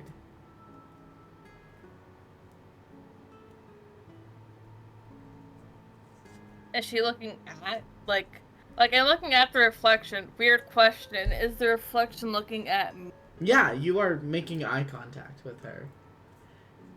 And I'll let you have this one. Enyo. This is the first time in a while that you've had awareness. And you see a version of you with mechanical limbs, paler, more dead-looking skin. And she looks lost.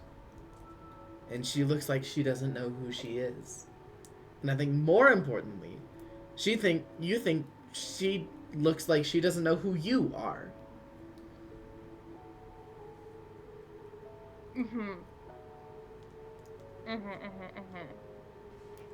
And as Enyo looks at herself, what happens? I think the person in the mirror or whatever reflective thing that she's we can call it like this. Is this true Enyo or is this other Enyo? that I'm speaking of. God, okay, this is gonna be weird timeline bullshit now. Okay, so rather, who are you going to talk as in this scene?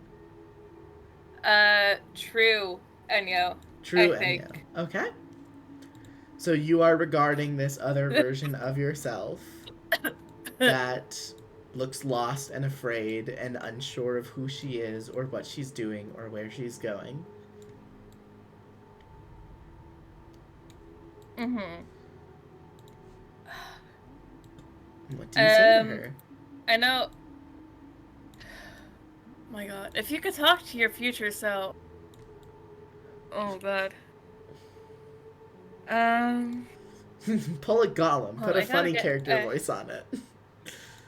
Do it. No, I gotta, okay. I think, looking at her, like, there's a look of, like, pity almost on her face. And despite the bitterness, and despite the fact that something is very clearly wrong here, I think her first response is, "Are you okay?"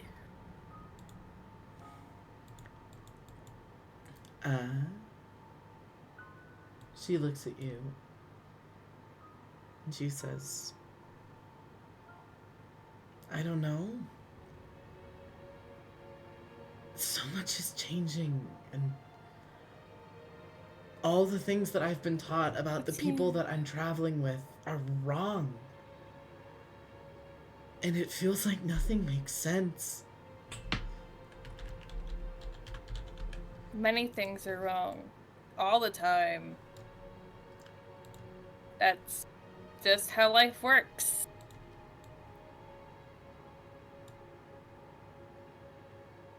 I mean, Evander feels right. Evander feels I like think he her makes nose sense. scrunches. Her nose scrunches at the name. Uh-huh. Evander. Yeah. He's with you right now. I'm on his back. My legs are the mechanical prosthetics, the inner workings, they're interlocked and not driving the way that they're supposed to. Stress tested. Mm-hmm. Is there any way you can put him on? Any way that I could talk to him right now? Because clearly you need some sleep, honey. Gosh, you're right. I think I do. What if... Enyo, Let me take a... Yeah? you see through your own eyes for the first time in you're not even sure how long.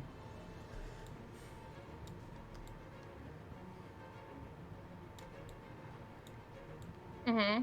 And you feel yourself on Evander's back. And your legs feel heavy and cold. And She drops off. Yeah, you jump onto the ground. Give me a dexterity saving throw if you don't mind. I do mind, actually. Oh, cool. But, I suppose I can get that for you anyway. Yeah. 21, bitch. I'm not having it with this fucking man today. You land firmly on your feet. It's this weird thing. Look, the legs where, are locked. It's fine. Yeah, I'm not like, going anyway. like what's happening right now is like, you know how Enyo's like mechanical legs can turn wolf-like and digitigrade when she shifts? Yeah. Mm-hmm. They're like, especially now that Enyo no longer has lycanthropy, but like the legs were built to accommodate lycanthropy, is like they're in like this half state where like the joints are trying to correct themselves back to a more human structure, but like parts of the leg are like locked in certain places, and so it's like not human and not wolf. And they're just in this weird middle state where the gears are jammed and the mechanics are failing. I think for a moment she forgets how angry she is Mm-hmm. and looks down and starts going, Well, and like talking out loud to herself with an awareness she has not had in many moons. Goes, well, okay, something is stuck. You see, That's gonna Evander. be a problem. Evander turns around and says, "Oh, do not worry, magistrate. I can." And he looks Don't and call me that. yeah. As soon as you say that, he like gets back and like looks shocked and goes, "Magistrate with Enyo, Enyo. I have a name. Yes, But are you you can You? use it. Temporarily. Temporarily, she's tired. Exhausted. wait?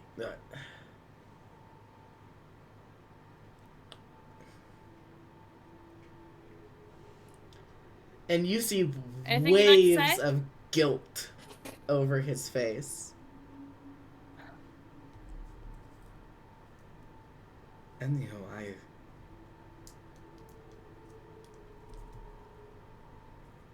I'm deeply sorry. Mm-hmm. Well, I'm glad you're sorry. I'm glad your life. I'm glad you're very sorry.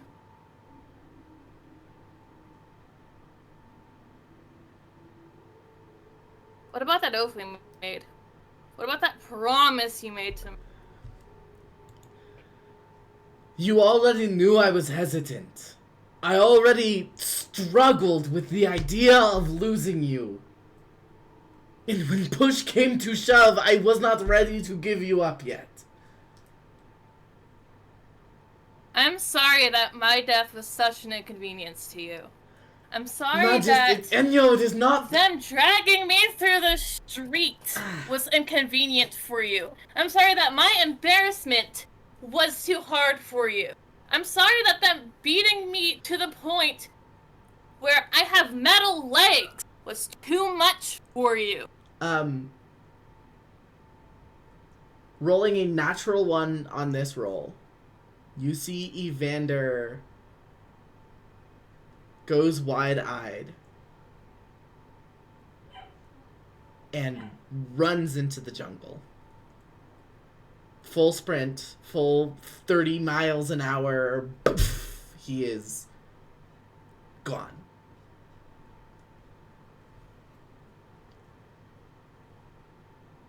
And you are alone in the wilderness with legs that barely function. Is Ares nearby? Ares is nearby.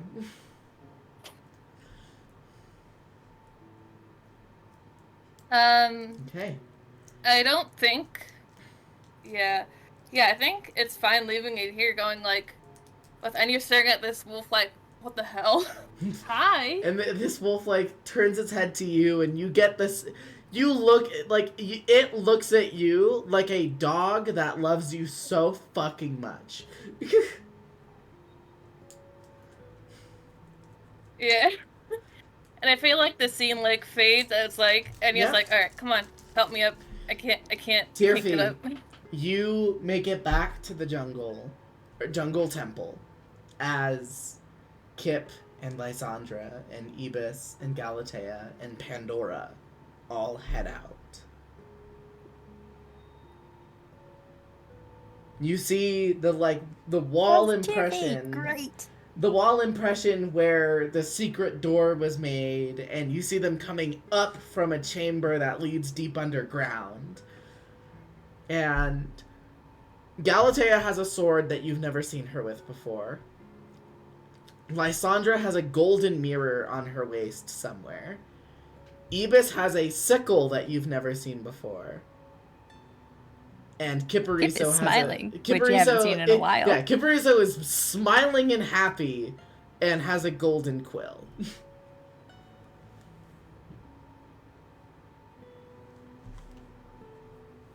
Did you loot the temple? Was that what you were doing here? Yeah, definite. No, honesty, right. I mean, So we were kind gifted of, these? almost. You made Is it friends. looting if you're given permission to take the things? A gift from the god. Yeah, you should Oh, go that's down there. It's your nice. turn. I made friends. It was nice. My turn to what? Have a chat with the deities, apparently. You will have to explain to me what happens later. I don't have time for that. Lysandra, Tara is in camp. She needs you badly. Lysandra just nods her head and goes, "We'll bring you two here tomorrow."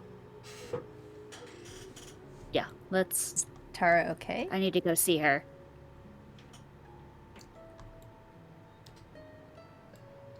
Think about what she went through today. I mean, yeah, she got her butt kicked a little, but magic can fix that, can't it? Pandora looks and says, Think I don't of the think... trauma she just went through. Pandora will hop in and go, it is not the physical injuries that Tara sustains. Those were grievous, however. True, but I was in the leave, so I wasn't really able to see everything. Tara wants you as well, Kipariso. She nearly died. Understand. Oh, okay, so it was bad. Wish someone had told me earlier. Were you There's there a to reason tell? why I. Mhm. Well, what are we all standing here for? Let's go. and go they do. Yeah. Make her away. Make him I away. forget. Did Tara ask for Tearfy as well as Yeah, Kip and Lysandra? she said specifically having the three of you there would be wonderful. Tearfy needs to like have a conversation with her turncoats.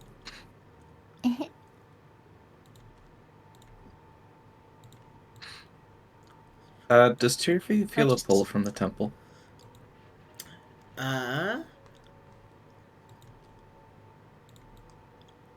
Ooh, actually. I have a question that will determine the answer to this. Just baseline.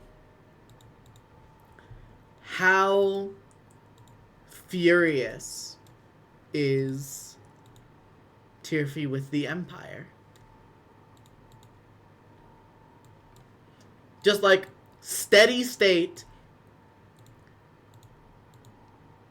How badly does that anger burn at Tearfy? There are two things which drive her.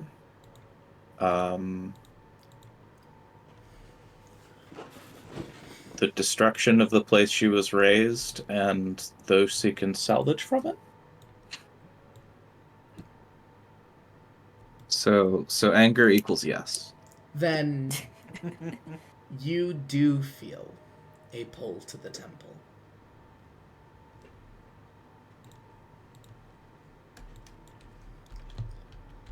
You will look back at it. Stop a moment as the others are moving on. And just shake her head in disgust. As she prioritizes returning to Tara. Okay. Because of that, I would like to make this scene the last scene. Everyone returns to the camp. Kipariso, Lysandra, and Tearfy come to comfort Tara. And what actually happens during this conversation will be addressed in the next episode. But very specifically, after everybody goes to bed, after slumber falls upon the campsite, after someone is chosen for watch, Tearfy, In your sleep, you see a vision of a monolithic figure towering over you. So high that the shadows cast over his body obscure most of his face and upper torso. You see a long, flowing white beard, a helm, chain armor, a giant rueful axe dragged upon the ground behind him, covered in furs and deep ice white skin.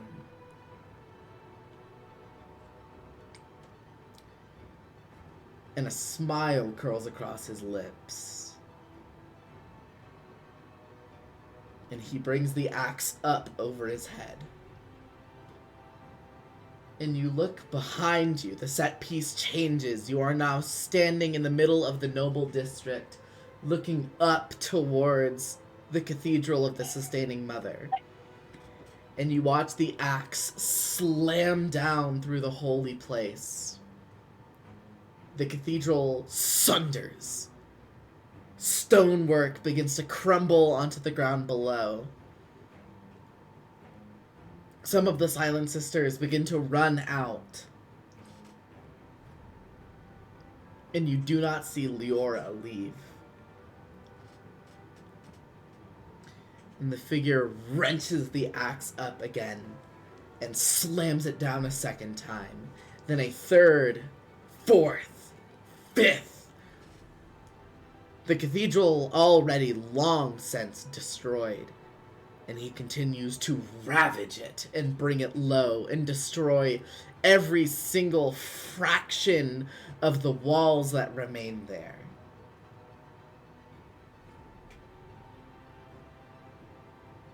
And you feel an echoing, thundering voice.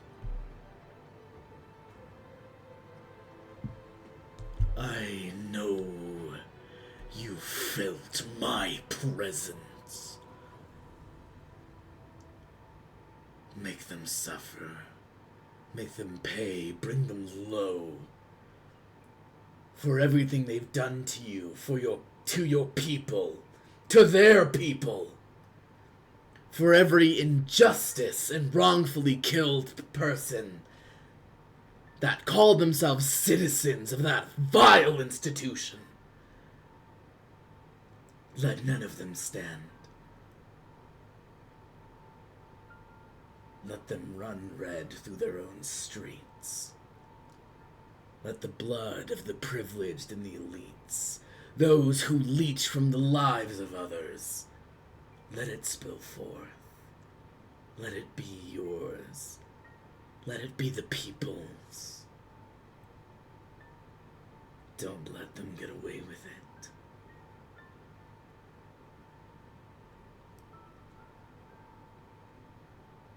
Should you ask for it, call the name of Rasmos, god of slaughter,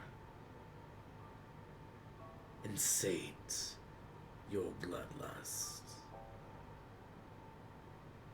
Take from them what has been stolen.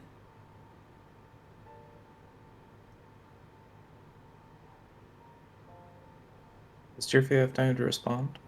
You sure do.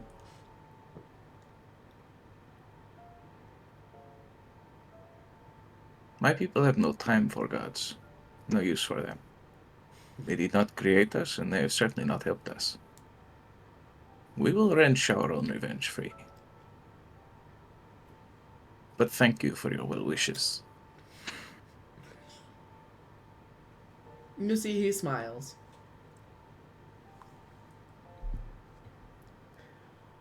I look forward to when next we speak.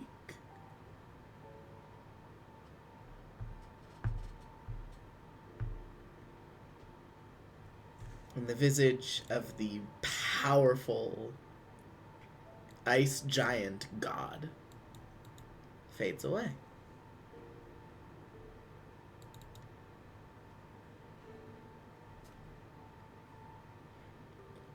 Now, Rasmus, I do have a miniature for. Let me get that. Yeah, show us. Oh, yeah.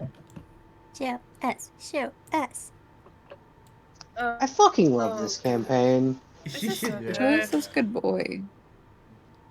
I don't have to be angry anymore. Thank God. Will you Or- still be angry?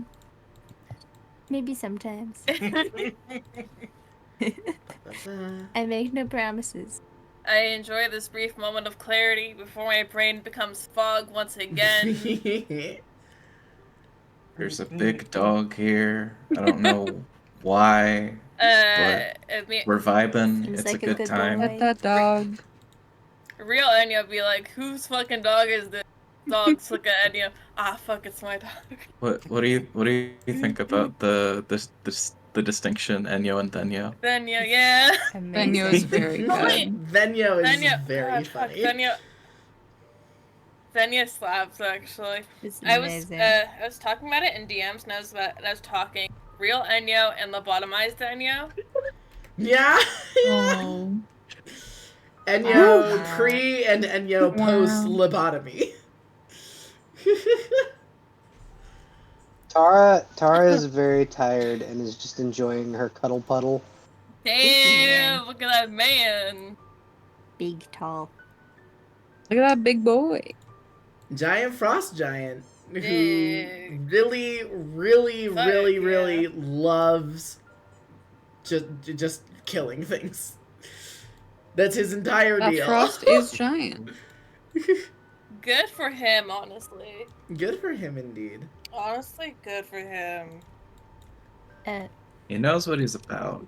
He knows what he's about. Going Yes, back he's to got You know Cuddle what? pile. Good for him. I want murder Kip to can actually wait. use. Pedophiles internal.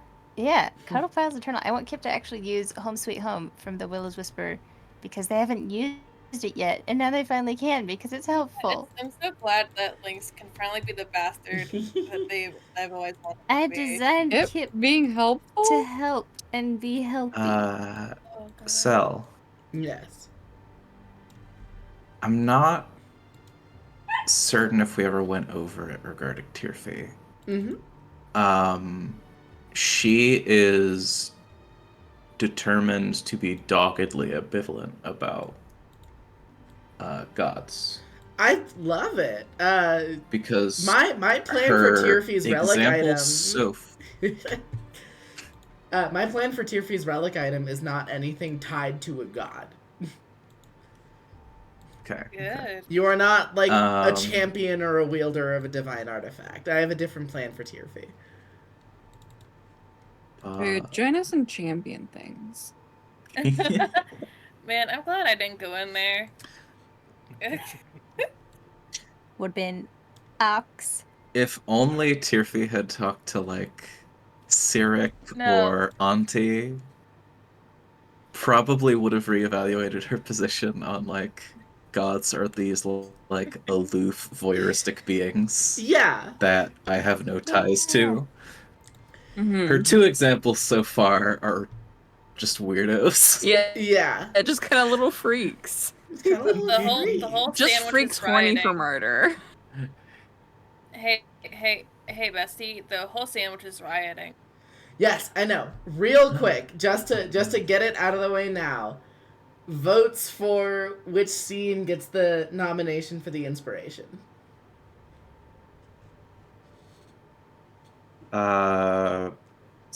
Vic and Cyric, easy.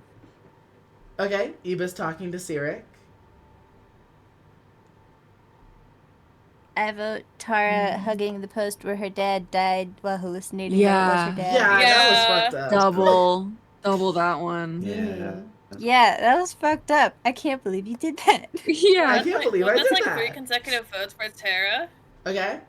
Anyone 3 else? consecutive votes Anyone for want to Tara, hugging remember? the bull We for do. your Tara. dad. We do 2 Tara. people from here on out. Just They uh, Yeah, I'm for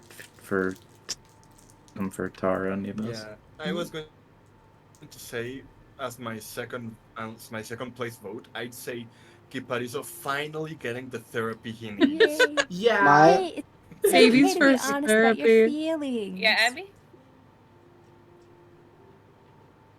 Abby? Hmm? What was yours? Tara getting her victory and coup de grace, the big man. Okay. That was Yay. very good. Mhm. So, But my second vote also goes to Tara for that. okay. So, it sounds like. I am glad the paralyzing worked so Tara could do it. I really Yeah, was trying to set Tara's it up so you could get the my final kill. my votes are were Lysandra paralyzing that asshole, and also Ebis speaking with Cyric. That was very good. Okay. Yes, it was. So, that pretty much concludes it. Tara and Ebis both get inspiration going into the next session. So yeah, thank you. I'm glad We'll start we with what, finally a cuddle met pile? Cyric. Cyric is one of my favorite deities in my pantheon. Honestly, I'm in love with him. I'm So glad that I picked that one for Tara to worship specifically. I Hello? can't wait to chit chat with Tara. Oh, I love also, that the god of the harvest is just a dad. also, Yeah. relevant He's just a thing. guy. Even though Cyric is not one of the gods, or like even though Kalios is not one of the gods in this pantheon, something that's very relevant. He referred to him as his brother. Yeah, Okay. Cyric and Kalios are brothers, and Kalios is specifically the lord of the red harvest, which is hunt, which is the pursuit of prey, of like basically like Kalios is like the god of like the hunt and of predators and prey, and like that's what the red harvest is. It's like hunting life. I think Tara worships both of them. Yeah. I But, think Tara will pays tribute to both, but it was her father's way to worship Cyric, and Yeah, so I feel like her she mother was Vegetas a that her mother was a bigger worshiper Yeah. of Kalios, and her father was a bigger worshiper Yep. of Cyric. matter but, of like, fact, her mother was probably a paladin to Kalios. Oh yeah, we made a joke about the god of werewolves. That's probably Kalios. Wonderful. Hey, bestie. Come here. Yes. Your wife and child I need know, you. I know. Your wife I'm and literally child. getting up to open the door right now. My headphones are just short. Imagine Oh my having God, short the headphones. Okay. short face I related to you. I can. Okay, hi Brioche. Hi. Hello, We Vivi. can. Do you want to end Craig? Do you want to end? Yes, Craig? let's end Craig. I'm stopping the recording.